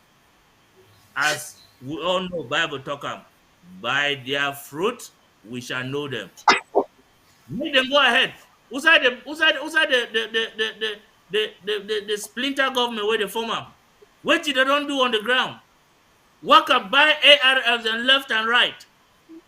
I tell you, sir, if I be choose for no work for this interim government again, if I come out thing where I go create them, I not go touch anything where this interim government be don't do them.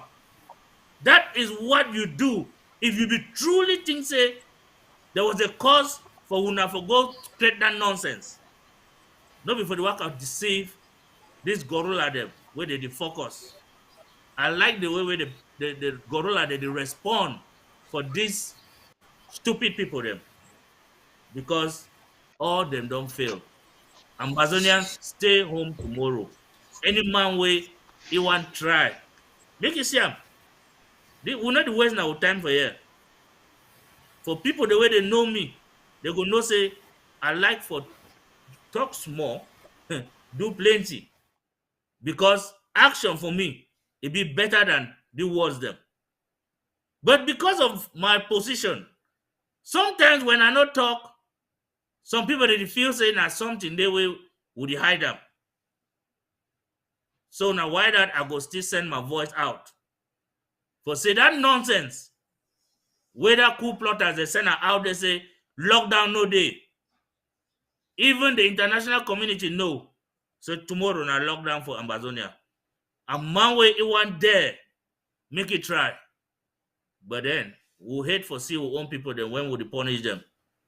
Because if I'm for respect the law for inside our territory, so that all we go live for dream wumbu when we get to Boya. Thank you now.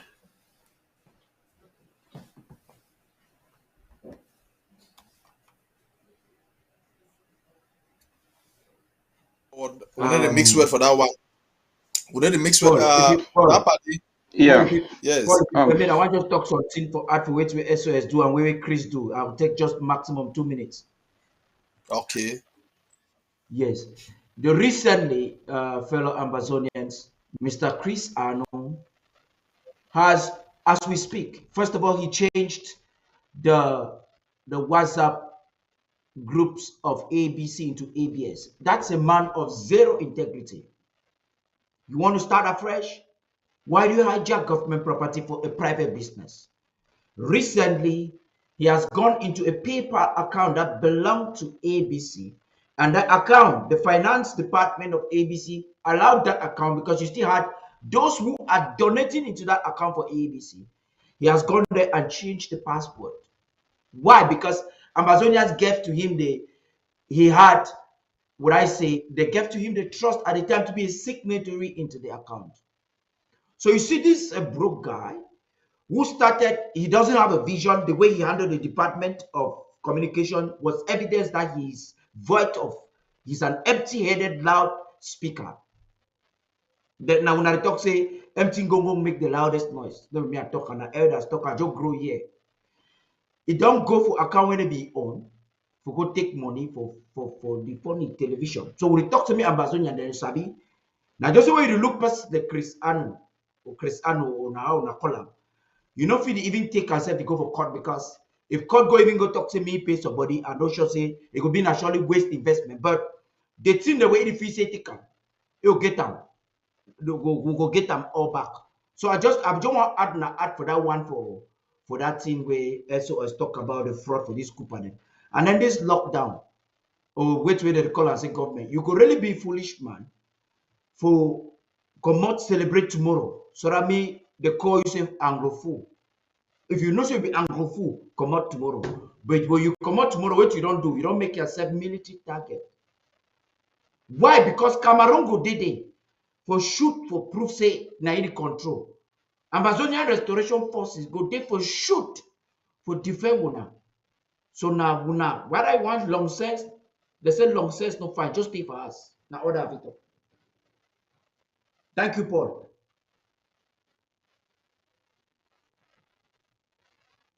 Thank you, Paul. I don't finish. Yes, Commander Kennedy, you believe you get something for add?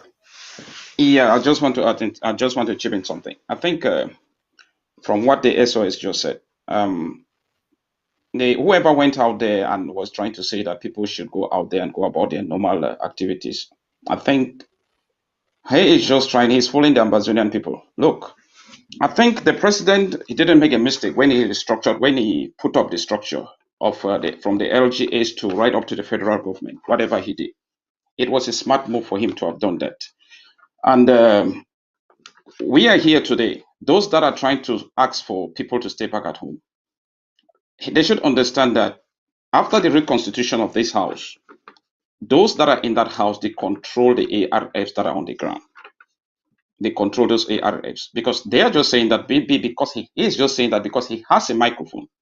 But our people should know. Our people should know that they going out there, they'll be doing that at their own risk. They should please stay indoors. Most of those that the information has been passed to our ARFs that they should maintain that particular day. That's a lockdown. They should maintain that day. So people should not go out. People should make sure that they stay indoors. So make a talk. The information now that they get them say make una go outside on May 1st. Please. Please, please. The people that they give una this information. Whoever will go on air, I mean Mr. Chris and whoever I see they go on air for talk say this will make una go outdoors. Go about una usual normal activities. I believe say for the past years, the wars where they declare them on us, they never talk say that war won't be over. We're still there at war. For anything will the Republic they do for sure the international community say this so the country, everything they go on well for the country. Make una no buy to that. Una stay at home as the interim government don't instruct. Thank you. Okay, thank you very much. Tapadi, I'll come to you. Why, Commander Willie, you go prepare on this this fake DOC Russia La Republique. You know, La Republique don't be bankrupt, it don't dry, so it is seek assistance for Russia. So as a military tactician, you go tell me what to be the implication for that particular move after Tapadi don't educate we on that. We'll see some peace conference from Zian. I should say that peace conference be hold na for Boya. By now, so Coopers don't kiwi. But it go hold na for Zian. I will say it be very, very successful. She don't quiet. If you give anything about that Indian peace conference, will our Republic stage for Indian? Yes, the Indian Peace Conference, the news, they actually investigate a little bit about them. You know, La Republique get only one strategy, and then they remix this strategy, they use them over and over again, back and forth. Then they change them. Their strategy now either, what to be the purpose of all these conferences? Since when La Republique don't get too much interest, because purpose of conference now so you listen to people. When I want me people ask themselves, say, before this time, how many times Cameroon government make conference for listen to people? I remember that was still in school. Even for organize a youth conference, it be difficult for organize a youth conference. There's no one for procedure for even organize a conference. You get to get paper for here, get paper for DO. They need to know what you get to talk about. Gendarme then date for year two to talk. Now that they get conferences away, and yes, say even prime minister supposed to listen to people. The fact that I said the conference will be a fast because the current Celine Dion Gute be fear for good day because we know say restoration forces good waiting. I think so one of the reasons where maybe the restoration forces the way they be loyal to we and never go there because it was of no relevance. Maybe not all of people where they don't deceive them. But if they continue to do so next time, you go blame yourself. I don't talk to anytime we go for any gathering where you're not supposed to be. You make yourself a military target. Maybe because you're wounded, it tells you they get B for protect you. How many? They not fit protect themselves very well. They one can protect you. You know? So you get to be very careful. Like how we hear SOS talk. Me, I'm a defense man. Now they know how the defense apparatus work. But only way to have it talk, I say, I go see them, I go report them. I go, we for television, they talk, not talk. So anything they will go talk. So it happened for that conference between a disgrace. For all they picking them from January, they didn't go there. No forget about coup plotters. They not be relevant. They be wait say they go get money for treasury. Disgraceful people. They be wait for take money where never then donate and money where they campaign against for fund their things on down. So if you wait till you get something for coup pass, you know if you get nothing. If you want to go for your own day, then you'll surely wait on them. But we not go. Since we don't deny, say me no, we not take we go Yaoundé, could pass them from Italy and London. We no take we go. So the conference will be a waste of time. And next time, I believe say as the government they restructure thing, that kind of thing will take place again for East Amazonia because now an assault to we like people. Okay, thank you very much. Before I don't know if this was picture they don't ready. We get some one video from Ngokutunja and some other Come report. video. Yes. I beg you, no, just 1 second for this talk with Paddy talk. One thing where I want to make Ambazonian people they know that say most of these conferences, gatherings, public show, we dey see am. Even that fun the way they will go for France, they enjoy themselves. We dey see am. We dey see am. That one be so waiting. We dey see am. Because the picture then will get them. And one by one, we go to solve the problem. Say, when jiga dey for your foot, you no fit sleep. The only way we go sleep to take snow, now for move the jiga. For man where you get ear, make it ear. And for man where you get instigate hate, make it no. We'll get all that picture them. Whether you be just go match or you will not be just come up because they be talk say, or will not be just gather because they talk say, there is gonna be no just say we go strike just as it is show. And all una way una the show out there, whether Ellis they can't fool una, they fly inside helicopter, they wear 4 jacket, bullet jacket them before they come. But the one you go come out where you not even wear clean clothes, you go support them. Then when they don't fly, go back. The one can rough handle you, you begin to talk, say, amber this, amber that. Make people then learn. We know the plane a play inside this revolution. We don't already win this battle the way we fight them. Not just for push the enemy out of our territory. Now the enemy, they hang on with people them. And that people that they work and follow sardine and bread. When you chop that sardine and bread, we go squeeze it out of your throat. And you go learn your lesson from there.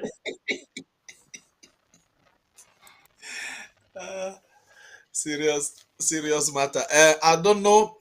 We had a video from Ngokutunja. I don't know if we can project this video. The recent attack before Commissioner Willie will talk about the Russia, the frustration of heading to Russia. If it is not yet ready, Commissioner Willie, you can proceed. Yeah, today the 30th of April. Yeah, now the mountain tiger for instance Ngokutunja. Now enemy them that's so where then they come back for place where they be enter way. So now them that's when I see them so. Yeah. Yes, when I see them now them that's so. Now them that they go. Boy them there at a lot. Boy them there at a lot now them that's so. When I see them fine. Yeah. Boy them be ready for you.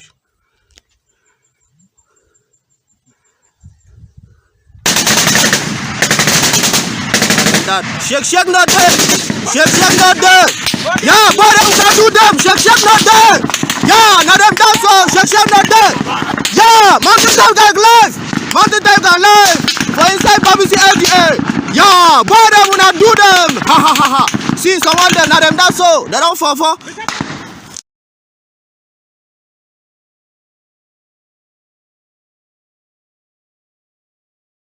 Brief action from that was a brief action from the BBC AROF. Wonderful action. Now the action then that way they cost La Republique. I think we get some images for the attack for Manfe. I think that one will come up. The pictures that will come up later. So Commissioner Willie, what are you talking about this the frustration of La Republique heading to Russia and Turkey for military? What does that mean to the Ambazonia War of Independence? Yes, Comrade Paul. To win a country as big as La Republique is not to kill the army, but it's to kill the economy. Our goal and objective is to drain La Republic out of options, out of money. You see, when this war started, they brought all their weapons. We do not have weapons, but the trick to make them, it's just like if you are a student in a class, you can never win the principal or the surveillant general. But what you can do is to make them leave the office to come look for you on the ground. That way, they are losing resources, losing time, losing everything. So the aim of this war with La Republic is for us not to kill the army too much if we cannot fight the army that way. But we can kill the economy. So how do we kill the economy? We have to poke them in the eye. We have to go in India and carry one attack. Then they'll carry what they call elites from Yaoundé and send them and give them like 10 to 5 million for them to come and carry an occasion. That way we'll draw their money. Instead of that money to be going to the army to buy weapons, they have used it to send their allies to come march on the street. They can march from heaven to earth. It does not mean anything. That's our aim. The more they send people to come in our area and hold meetings and hold rallies, better for us because they are just spending money. That money could have been going for military hardware and military software. But now we are making them to send allies to come and march and eat sardines and sleep in hotels and go them back. Those who came to India is as a result of us giving them stress. We are making them to move the army from one point to the next. Now they are out of option. They don't have money. Look at it. They have weapons than us. They have everything than us. We do not have anything, but we have tactic. We have tactic where we've made them in the sense they are dry of money. They cannot pay their workers. So now they have taken their military, whatever they call, Betia Somo, the commander of military or whatever, send him in Russia to go back for weapons. Yeah, Russia would never refuse to give them anything. In a military strategy platform, if you ask your friend for one granite, he will always give you half. He will never tell you, hey, bro, I don't have nothing. That's a fact. Or you can give you one sardine to take it back with you. But the same day that the Cameroonians military went to Russia to beg for weapons, they sent part of their contingent to Turkey and to China to go back and sign contract and sign deal. Those deals, it should not be part of our problem. We do not have any war with Russia. And Barcelona do not have any problem with Russia. And Barcelona do not have any problem with China. And Barcelona do not have any problem with Turkey. But the people who are occupying our land is La Republic. And we will continue to be beating them and to be winning them. And how do we do this? They have gone to Russia. Russia have promised them their military deals. So most of them, they are secret and coded. But remember this, wherever there's human, there's leakage. Wherever there's human, there's leakage. Even sometimes, wherever there's computer, there's a glitch at times. Sometimes you pick information here and there. No matter where they enter with the military, we always get intelligence of what they are doing and how they are doing it. They have promised them to give them some heavy weapons. These three countries that they went. And now those weapons will be coming to Ambazonia anytime soon. And those weapons, when they come, since we've messed up the ammo car, a lot of them, they will be moving some of those heavy weapons, artillery, to our LGAs to come to be shelling the place. So what they're trying to do is to use trailers, what they call camion, to transport some of those heavy artillery machines. Because the Republic of Cameroon, their military vehicles have been destroyed by Ambazonian restoration forces. They went to China last time. China gave them a lot of military vehicles when they branded it as police cars, ammo cars. It was being destroyed. So now their last option is Russia. For them going to Russia to go sign a deal with Russia is a good thing for us. That shows how desperate they are, how desperate we've challenged them. But our men and women holding the ground would never be scared of Russia. Remember this, before they went to Russia, they brought drones. They brought drones from the area to come fight us. And we did not shoot drones, but we shoot the drone conductors. You go to a field where the drones is being launched. You take out the instructor or the conductor of that drone, certain equipment, then there will be nobody to launch a drone. A drone is not flown by any person. You must be trained. If you take out the drone instructor, then there will be no drone. So let them go to Russia and bring all the missile and grenade that they have. We'll still sideline them and control them. Now, all the Russians who think they will come to Ambazonia to come kill us. Russians have always been honest and straightforward people. They will not come to Ambazonia in any shape, form, or kind. But if they come, they will regret why they come. Because they are in Russia. The distance from Russia to Ambazonia is billions of miles away. They don't have no interest in us to come and be killing us. They don't have no interest to come and take our raw material. Russia is a rich country. They can sustain themselves. They can defend themselves. They can provide for themselves. But La Republic, at this time, they don't have money. So you see Betty Asomo going up and down the place. Now, when it comes to this war, we're not going to spend time be arguing who is doing what. We don't have problem with France. We don't have problem with Russia or China or any other country in the world. We have problem with one country and one country only, La Republique. Those are the people that invade our land. And anybody that comes as a proxy to La Republique to invade our land, we're going to treat you as a Republique. We're going to take you out of the equation, out of the game. But now our focus now in Amazonia is not the war actually. The war, we already won the war. We've won the Republic already, totally. Now it's just the control and command of our various LGS and centers. And how do we do it? Is to drain them, drain their resources. How do we drain their resources? We make the military to run all over the place. We'll go in Manfred on Monday, we hit on Manfred on Monday. On Wednesday in Gokotunja we hit, they will carry the military around to Gokotunja. On Friday, Batibo will hit, they carry the aid and bring it down. The more they deploy people, troops all over the place, that movement of troops all over the place, with Kamyong and their other things, it make the economy to be running all over the place because their military apparatus will be messed up, their finance sector will be drained off. Once we drain their military financially, automatically we are draining their system. When we drain their system financially, automatically their population is being squeezed in one area. And those military trucks that they want to bring, those trailers, that's why we say Amazonia, there will be no trailer running on the street of Amazonia effective this May the 1st. Any trailer that passes in our soil will be destroyed, whether they carry load or not, because the military don't have the capability to transport heavy equipment from point A to point B, but trailers do, because those civilian trailers, they can carry heavy equipment from point A. Let me say, if you send 5 trailers, they can leave Yaoundé the same day and they can go to 5 different LGA. But if you send the military trailers will not be able to carry those things, because to drive a trailer, you must be trained to drive a trailer. You can drive it forward, but not to back off. It's difficult to back a trailer or to pack it or to maneuver it. So not all military people are trained to handle trailers. So that's why they want to employ civilian trailers. And coming to trailers, inside Amazonia, 99% of Amazonia do not own trailers. Those trailers are owned by the French, by the Ewondos, the Bameleke, the Bassars, the Francophones. Look at it critically. They never gave us money to do any business in terms of marketing and management. So our people never have those trailers. If you find an Amazonian inside one of those trailers, is there like a motorboy. And the reason why they put him like a motorboy is that when they are passing through the English region, the Amazonia area, where the person will be able to communicate with other business dealers that, hey, bro, put this fish for this side. Now, so they want that for talk, for example, so that he or she can be a translator for them. The drivers are 99% all Ewondo Francophones. All the license plates are not our own. The cars are not registered in Amazonia. The taxes are being paid in the French region. So there's no reason for those trailers to pass in our area. If people don't mind, the president was briefed on this. That was a year back, whereby they've sent some equipment, heavy equipment. They passed through Nigeria, and our restoration forces in Bosjongo Highway, aka Ekok-Manfe Highway, they intercepted those trucks and they destroyed some of this equipment because they were supposed to bring some heavy. Last year was to bring some heavy equipment through Nigeria.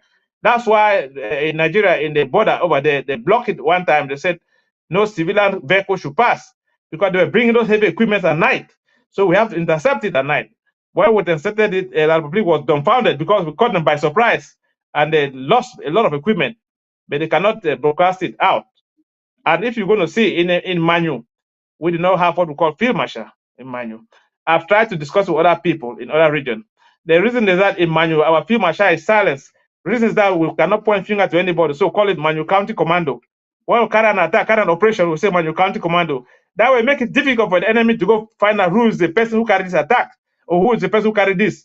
Once you appoint somebody that this is the person or a field marshal, therefore the enemy will be putting all the pressure.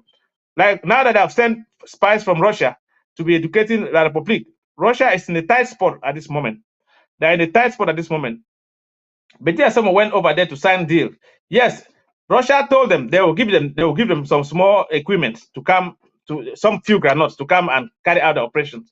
But what Russia will not give them, Russia will not give them everything like money because Russia itself is begging money from China. Don't forget, Russia is begging money from China because United States, Great Britain, and the European Union, they are squeezing on Russia as well in terms of their defense apparatus to contain and control and manage Ukraine. So, for example, Germany have sent the anti-missile equipment to Ukraine to help to stand against Russia. So when it comes to that, our men should not be scared. But we've seen it all. Armies came from Equatorial Guinea. Army came from Chad. Army came from Gabon. Army came from all these African countries that is manipulated by France. They came to our area. What happened? They went back. France went and La Republic went and begged them again to send those armies again. They said they cannot come because when they come, our men will mess them up in the battlefield. And don't forget, let me give you the secret, and this one is a fact. If you see most of those foreign forces that came to Amazonia, some of them died in our field. They did not die because we shot them. They were being shot by the French army, by La Republic army. And do you know why they shoot them? Because some of the equipment that they held, some of the uniform and the belt that they had and the shoes, the Francophones were supposed to kill those armies that came to our area so they can get their shoes. So some of those armies from Gabon, Chad, and La Republic that came to our area to fight the Amba fighters, not all of them were killed by Ambazonia forces. They were killed by La Republic forces. As they move forward, they will shoot them from behind and take some of their shoes, some of their water bottles, some of their guns, some of their pistol. Because those foreign forces that came, they had more better equipment than La Republic army. So La Republic army have to kill them to get these things. So most armies that will be sent to Ambazonia to come fight us, they will not be killed all by Ambazonia fighters. They will be killed by some of the Francophones. They are killing them not on our behalf. They are killing them so they can steal from them. These people have been stealing forever. If you see when they kill Amber boys, they even take some of their watches. Amber boy will have a watch for 2,500 francs. La Republic army will steal and take it. Some of them they remove ring from their hand. If you go to Yaoundé, you will see some of these French women. They have things. They say, "Oh, my husband brought it for me. My husband brought it for me." They are coming there when they kill somebody. They steal it. They kill our civilians. They steal their belt. They steal their socks. They steal everything. So most of the army who are coming from other part of the region, whether being white or black, you'll be shot in the battlefield, not by Ambazonia fighters, but you'll be shot by the Republic army. Yes, they have been shooting you people. You put in Ambazonia fighters. We do not have a lot of firepower to come and shoot you. We'll set ambush, but in your camp, you guys are being killed. You guys want to go out for operation, you're being killed. You are being killed by La Republic that you are coming to protect and defend. They kill you to get a weapon. If it's a lie, send your men. Use a serial code on their special guns and then track the weapon. You see where it will end. It will end back in the Republic Army hand. That's what happened. So if you are coming Russia, you are coming, good luck. You'll be fighting the war on 3 fronts. You'll be fighting our civilian population. You'll be fighting the Republic Army, and you'll be fighting Ambazonia forces. Over to you, Mr. Paul.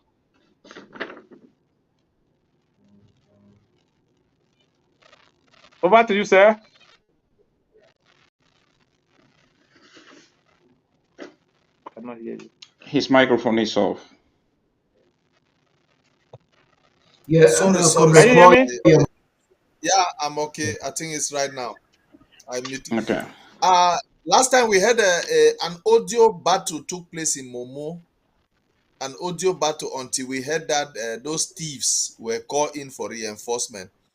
When I tried to send my tentacles on the ground, I heard it was in Batibo, and my contact in Batibo said no battle ever took place. No battle ever took place. But we heard there was a La Republique proxy were called in for reinforcement. What are we doing to this La Republique proxy ADF? They are a canker to the Momo people. What are you people putting in place for a way forward? And we see some of these coup plotters, they are trying to they are trying to force themselves into the defense system of Momo. So what is the way forward for Momo?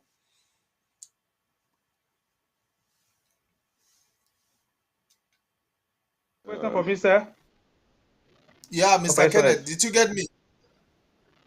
Yeah, can you hear me? Yes, we are getting you. Okay. Yeah, my issue, I think we want our people to understand that the dynamics in Momo, we find ourselves in a very, very difficult situation. Being that, why? Let me just elaborate a little bit on that. Before we took over in Momo, I think there was a time, if I could recall, about a few years ago, when the ADF was coming out powerfully in the Batibo area. So there was a time whereby they attacked our forces on the ground, and the interim government did well. They did provide some resources so that we could go out there and fight these people and push them out of Momo.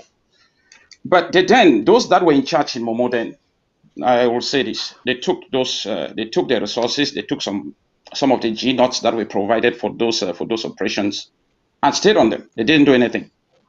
So by doing that, they were giving the breeding grounds for the ADF.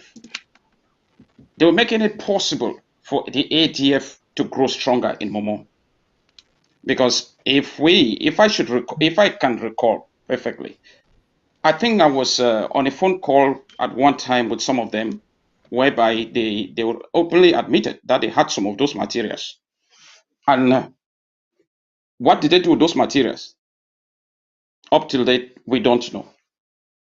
So with that, those guys kept on building from strength to strength. But we had some fighters then in Momo at that time that really made sure that they did everything possible to push these guys and make sure that that they curtail their activities by then. Let me put it that way. Most of those what their activities were being pushed back by some of the fighters that we had then. Behind that was when Commando was still around. He had the blue caps and with some of those fighters, with some fighters that were in there that were really good, they really made sure that they kept the ADF at bay. So that was using their own resources. So, but after a while, we learned that they kept on maybe carrying out a few of their activities, and the reason being that while some were trying to push them out, some of them had relationships with like family with some of the ADF fighters. So we will come out at times and tell them to go after the ADF. Most of the times, those boys will say no. They will talk to us. When they talk to us, and when they talk to us on phone, when they go back, they sit back and maybe just relax and don't do anything about it. So a few of those that were going after them with the blue caps were taken out. Those that are left now, they went in, made some sort of maybe some sort of an alliance, or they formed some sort of unity with them, saying that they should not kill one another. What happened next was that we saw what happened last time, going into maybe trying some sort of an alliance that we shouldn't kill one another didn't stop those that were in there from bringing people in there to kill them. So we saw that last week. So at this point, let me just say that we are still making sure that we talk among ourselves. We bring in forces, we talk with our neighboring LGAs and try to see how we can put forces together to go out there and trash these people, because it is a problem. Yes, it's a problem we are facing in Momo. So right now, what we are doing, we are trying to get some of the boys that we know that are not close to them, to make sure that we push them out. As for the coup plotters, what I'll say is, yeah, we know that a lot of them are trying to go around to bribe a few fighters to take them and maybe come out there and maybe just to show to us that they have fighters. But let me say this: most of those that they are saying that they are the fighters on the ground, they are people we know very well. They are people who have not been doing anything for the longest time possible in Momo. So they go around. What they do is they carry sticks that they go around harassing people. But with what we have right now, with the team we have right now in Momo, we are trying to see that we put up a strategy that can go out there and maybe try to bring some normalcy.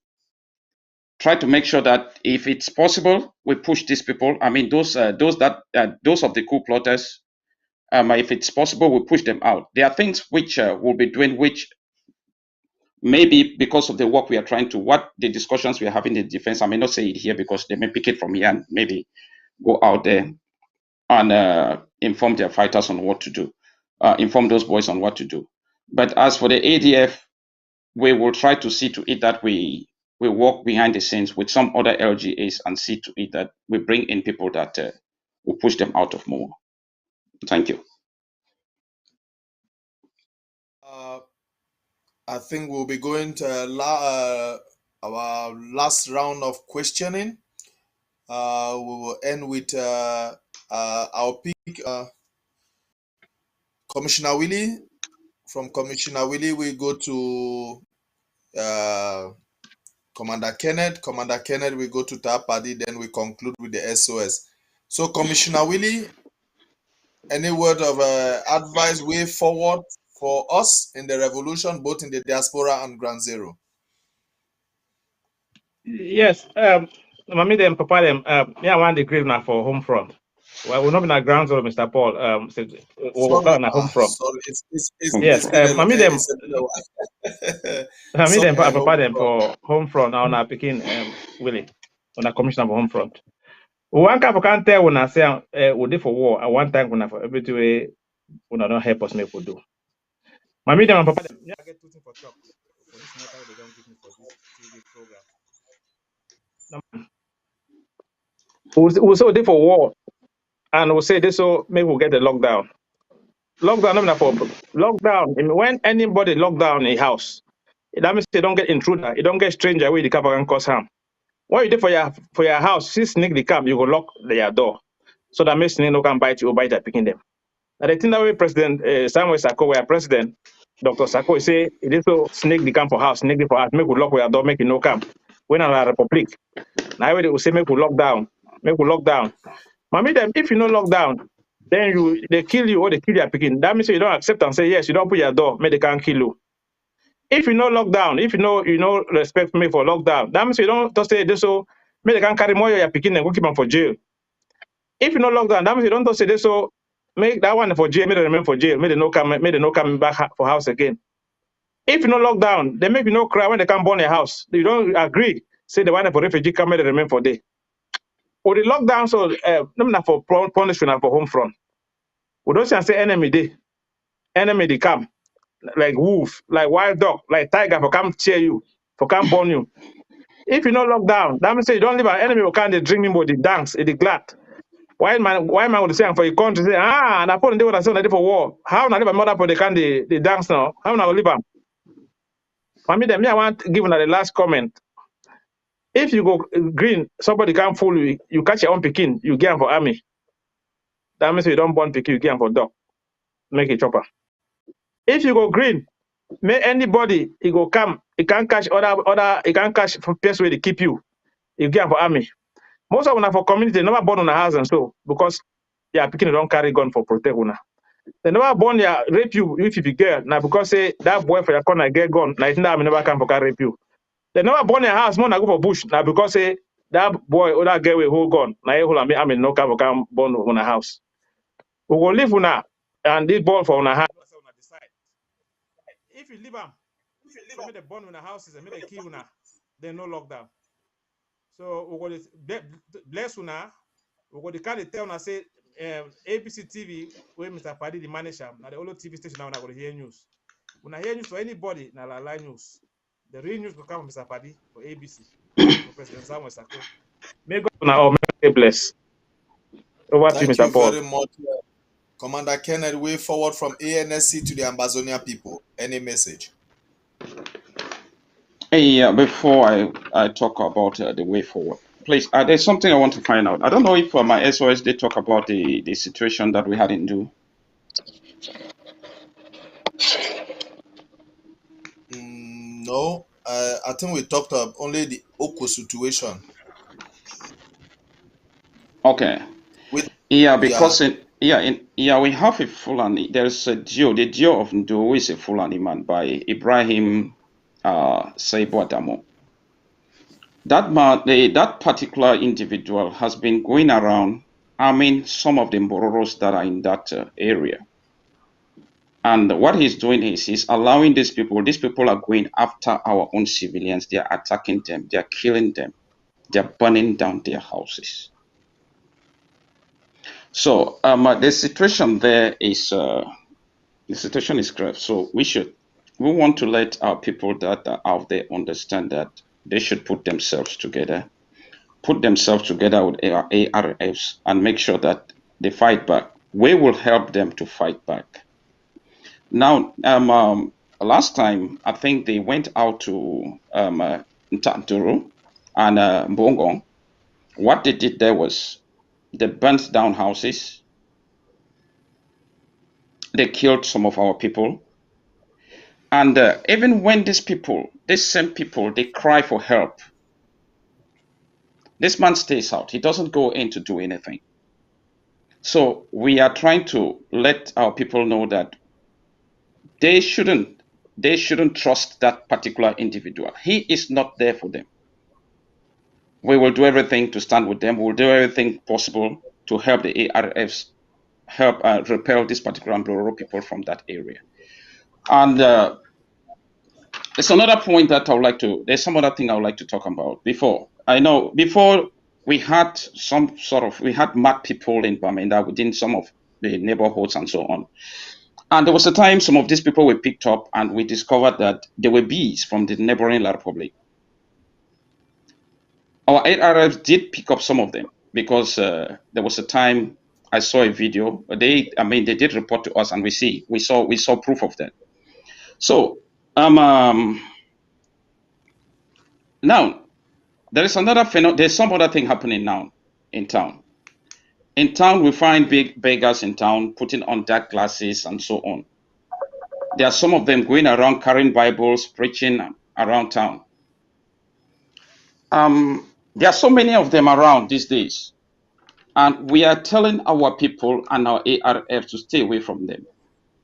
And a lot of these people have been brought in, those are La Republic agents that have been brought in to spy on our people, to make sure that whenever their people come in, they go after those, to spy on our people and report the targets back to their people.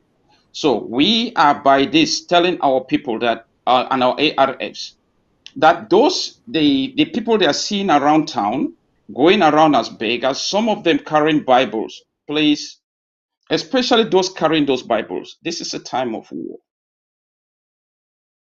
Carry your Bibles. If you've been sent from La Republic, carry your Bibles back to La Republic. And those of them that have been playing guitars, standing at junctions and playing guitars and so on, pretending to be beggars, we are telling the ARFs that they should look into some of those people. Some of them, a lot of them are bees. And I'll just end by saying that I want to send this word down to our fighters, that the unity way that they can ask for unity most of the time, what they tell una say, make una stay away from that. They need to come for una for seeker say they like una plenty.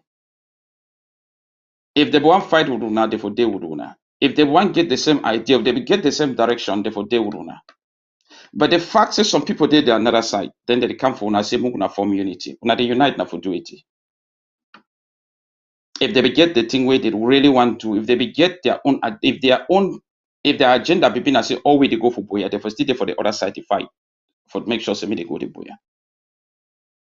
So whenever they come in, we they instruct with forces for ground say, when somebody come in, make sure say when investigate that particular, if na new soldier way comes say one can join una investigate a background first of all. Because some of these people will not say they don't, La Republic don't infiltrate a few people then. Where they send them, some of their own, there are people where they train them for send them, they can infiltrate the forces.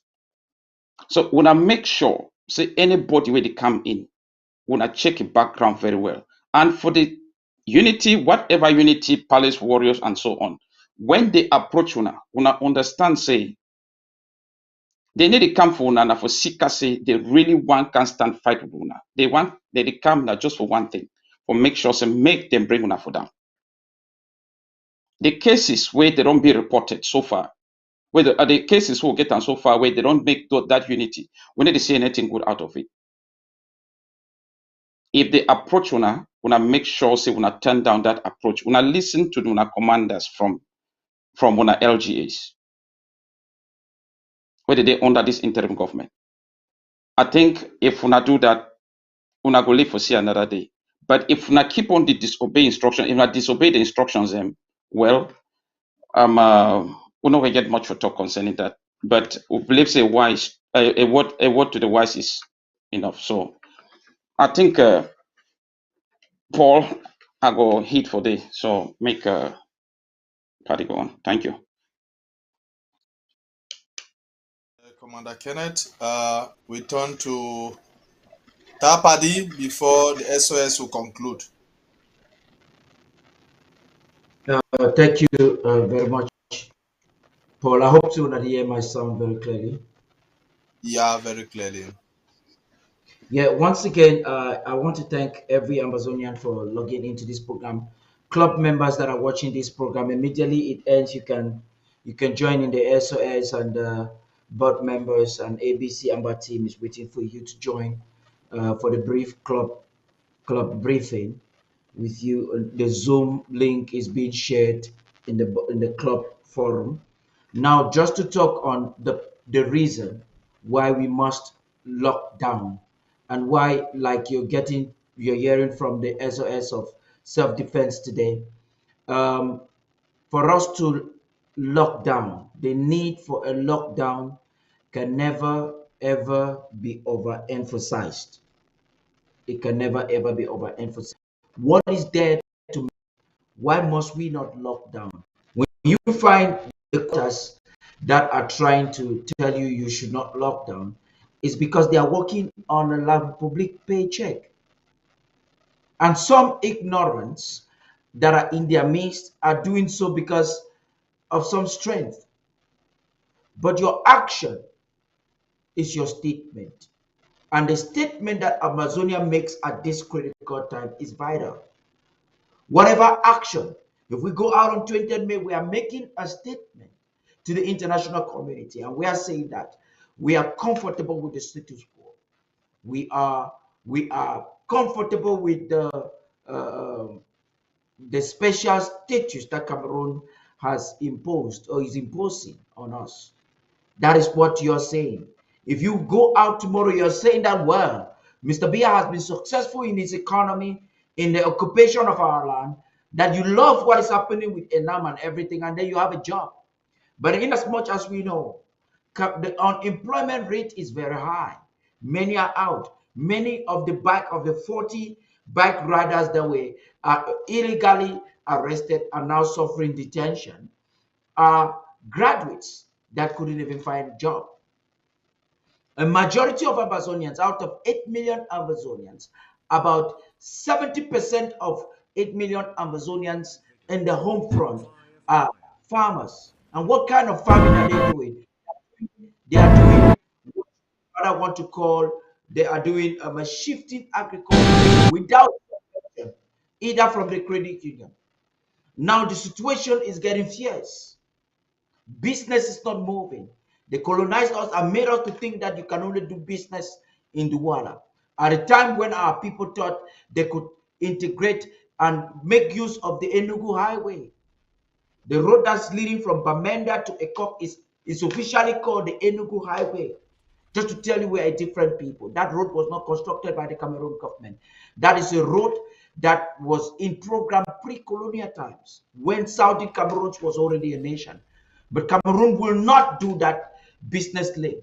And at a time when our businesses were booming, at a time when our people could self-employ themselves, the corrupt government of Yaoundé and the Buhari government decided to tamper with free trade between our people and the Nigerian people.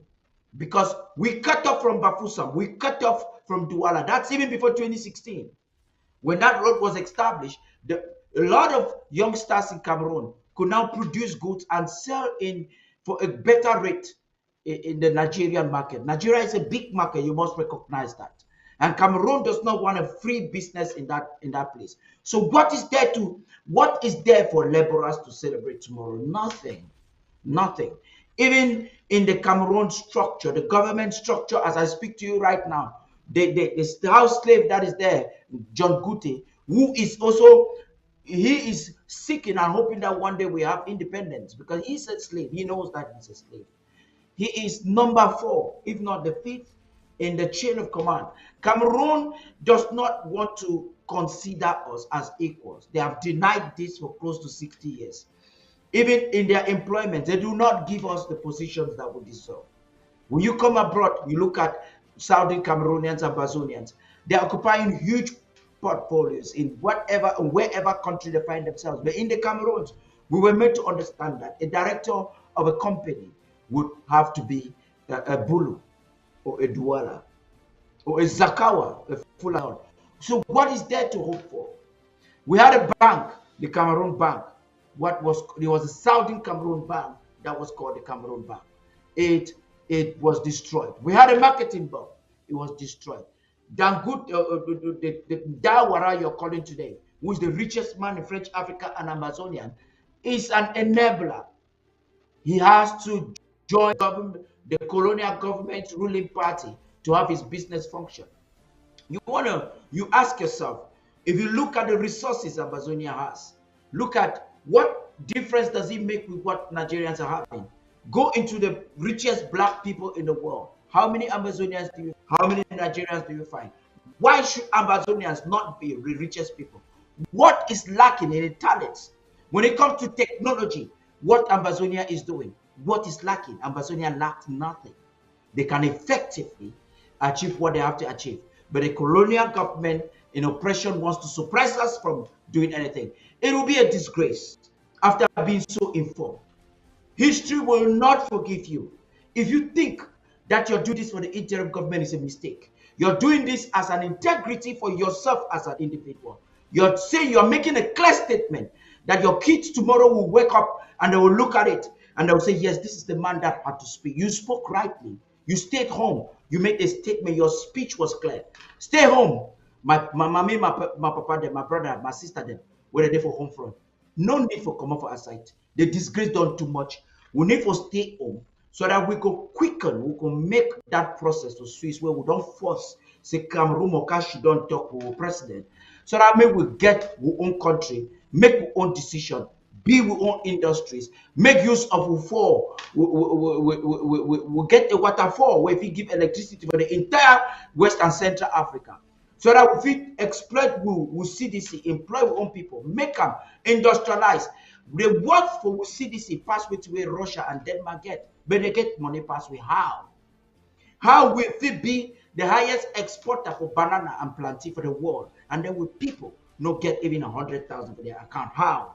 Why you want to go out tomorrow? There's no need for it. It's a mistake. If you make that mistake, we'll begin them tomorrow. Not gonna forgive you. Take on a plenty. Thank you for that elaborate expose. Thank you very much. What is the way forward, SOS?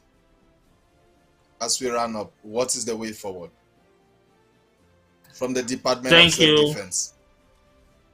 Yes, thank you, Comrade Paul. Fellow televiewers, the Department of Self-Defense has a strategic mission to ensure that our guerrillas are able to push our oppressors out of our land. And there's a timeline for that. So far as we all are on the same track, without distraction, Amazonians will realize that this will be the shortest course to full independence. There is no other way. The only language that the oppressor understands is economic sabotage. I am calling on the restoration forces to continue and triple down on economic sabotage. We're not going to give our oppressors that leeway to circulate, to exploit our resources, and then use the money to fund the same war they are fighting against us. The Department of Self-Defense has as a strategic plan to make sure all the restoration forces that are under this interim government live by a certain code of conduct and are held to very high esteem. The standards that we are building in their morale and behavior is going to be outstanding. And we want every county, every local government, every unit of the federal structure to get involved. We as a people, we love ourselves. That's why we picked up arms to defend our motherland. However, we know before we got to this point, we have brothers and sisters, we have parents that were already working for La République. There are two things. We have called that all those are brothers and sisters that are still working for the regime to resign and return home. We need to fight. I understand the question is, how do you survive? But then, do you really want to be a slave forever? Or you can join hands and we flush these guys out of our territory and you get back your job in a decent and more respectable way. Yes, for those sitting on the fence, hoping that when success comes, they will jump in at the last minute. We are watching you. Now that moves me to this point of our 2022 award. It was declared and decreed in Ambazonia that moving forward from 2019, every adult citizen of Ambazonia descent who is in the diaspora will contribute $1,000 to support this struggle. What have you done? Are you up to date with these contributions? We have the records. Now, we are preparing to go into Award 2022. And resource mobilization is working so hard to make sure everything is in order. Those who contributed, they are receiving their certificates. Those who did not contribute, they don't have anything to show. And that is the question we will always ask. Those noisemakers, can any of them show you a certificate that they drafted the $1,000? No. Because they are just out to derail the course of our success. Look at 2021. That was the best year this Ambazonian movement has ever witnessed.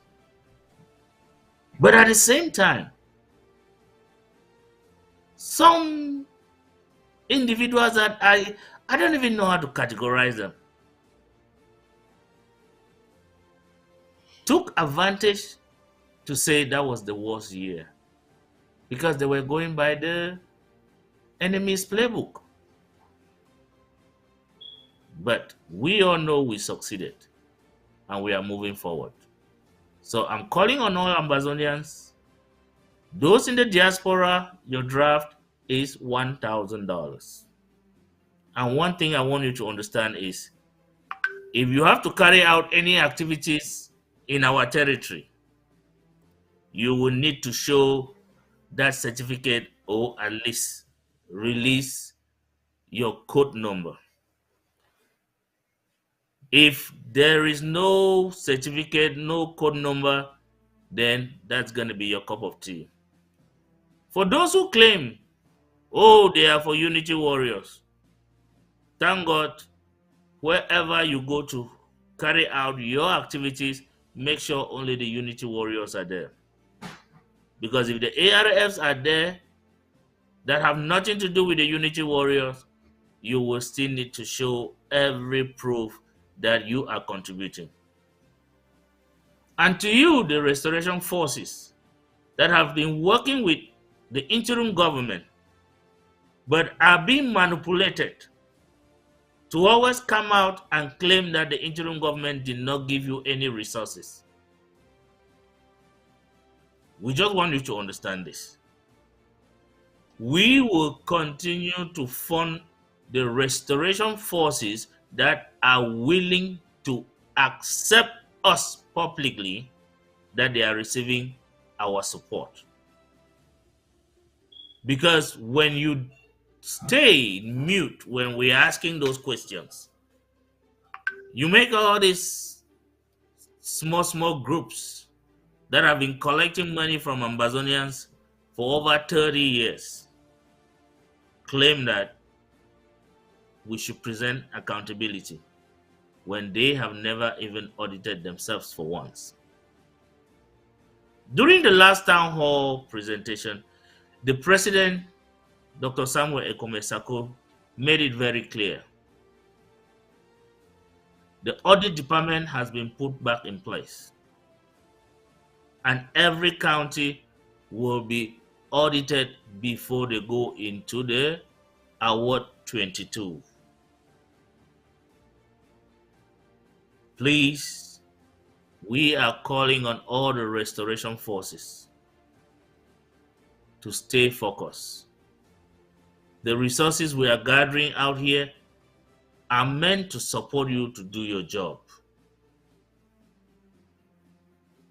Show us that you are capable of doing your job, and we will make sure we fund you.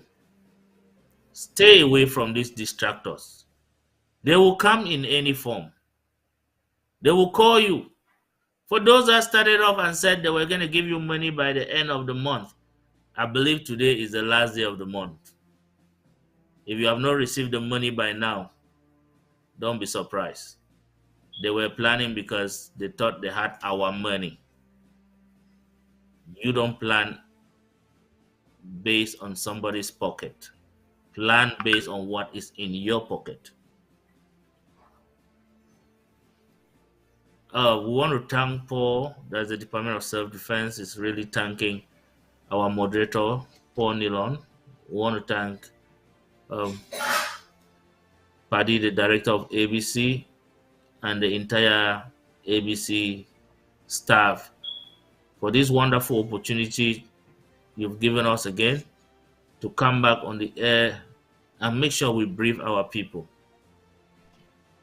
We understand this is going to be a weekly thing, so there is a lot that we did not say today that we'll be discussing in the days ahead. We all heard the ANC spokesman mention that a lot of territories in Ambazonia are going through some trying moments.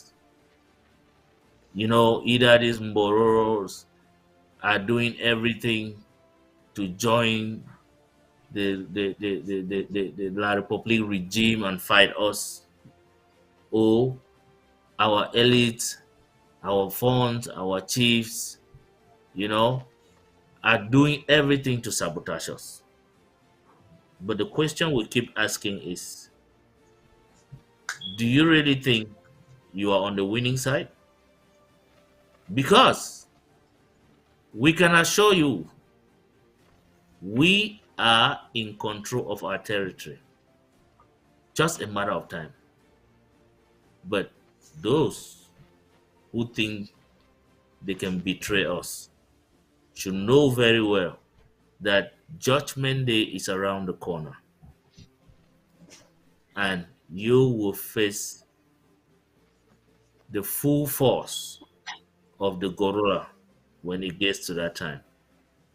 Amazonians, do not relent your effort. Contribute to support your restoration forces. You can see how they are flipping the enemy left and right. The enemy is bleeding. The incident or the action that took place in Gwakutunja today, the civilians are reporting casualties, blood, that the enemy is bleeding. Let's bleed the enemy economically. Let's bleed the enemy physically. And let's push them out of our territory. They will never win us because we are fighting a just cause. And in the subsequent weeks, we will be briefing you more about the activities on the ground. You might have been having some specific questions that you wanted to ask us today, but because this is like covering 4 to 5 months of no briefing, that is why we had so much in our plate and we couldn't go to some other nitty-gritties. But in the days ahead, we will. Tomorrow na lockdown for Ambazonia. And any person where he get ear, he don't hear. We don't put out enough audio them out there. We don't put out enough messages out there for make sure say people the way they want for save their life, they go stay for their houses then tomorrow. No follow loser. Because some people then they way they don't really lost everything. You they lost now your life. Would it really try for protect our community? That lockdown now for make sure say make La Republic in no come grab una by force for go force una for match. Because that one it go already in danger una life. Ambazonia is on lockdown tomorrow and Monday. But there might be some modification. If we Muslim brothers and sisters them, for some reason they see their moon tomorrow evening, try for find some small ways then for accommodate them for celebrate their own big day. But until we see that moon, we'll not go give any official position, because if the moon is not come up tomorrow evening, if it come up on Monday evening, and if now Monday evening, the entire territory not get any problem, because Tuesday will be an open day for my brothers and sisters of the Muslim for celebrate their feast. And whichever the case, on behalf of the Department of Self-Defense, would wish them happy feast day in advance. Thank you. Thank you very much, SOS. Thank you very much, Tapadi. Thank you, fellow Ambazonians. After 6 months or 5 months of absence, the IG defense briefing is back. We did not get Dr. Nzama because he was a little bit tight today, and we hopefully will be having him next week, Saturday, same time, 7 p.m. Amba time. We are thanking all Ambazonians, our faithful ABC viewers. We say continue to share. We know there is a tactical plan. A tactical plan by La Republique using Facebook to cut down the notifications and the shares and even the views on our ABC, and even my own live show. My last live show had this same problem that ABC is facing. Our views are cut down. If you see 2,000, no, it's not 2,000. It's at least 5 or 5,000. So, fellow Ambazonians, I want to thank you for your support, for everything that you've been doing. Remain faithful, remain focused. I want to acknowledge those behind the machine, Pastor Commando, and Under Secretary Oben. I thank you people for your support for hosting. The Communications Department, Dr. Mungwa, thank you. Thank the entire ABC crew. Una cafe day up. Fellow Amazonians, till next week Saturday, I remain your humble servant, Panelist. God bless you.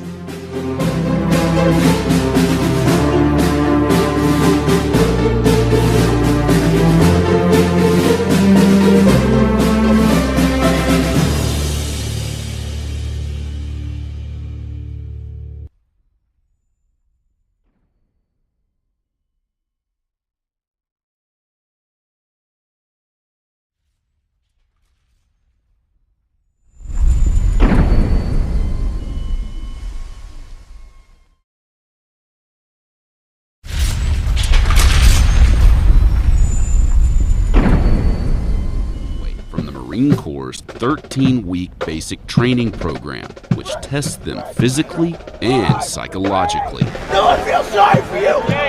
It's a pressure cooker for 12 weeks. Under the pressure of an intimidating drill instructor, someone that's putting you under the scrutiny of attention to detail every single day, and to a certain degree, everything you do is never going to be good enough.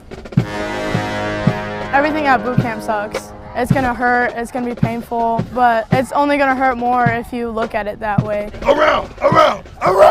It's boot camp, and it's supposed to prepare you for the challenges that lie beyond. We spent 5 days at Parris Island, where we saw different companies at various stages of training. You will not run, you will walk. Get on the yellow footprints right now. Aye, sir! You will do what you're told to do, when you're told to do it, and without question. Do you understand? Yes, sir! On day 1 of boot camp, new recruits arrive at the receiving barracks, where they take their first steps toward becoming Marines by walking through these silver hatches, symbolizing the threshold between the outside world and Parris Island. You walk through these silver hatches. 1,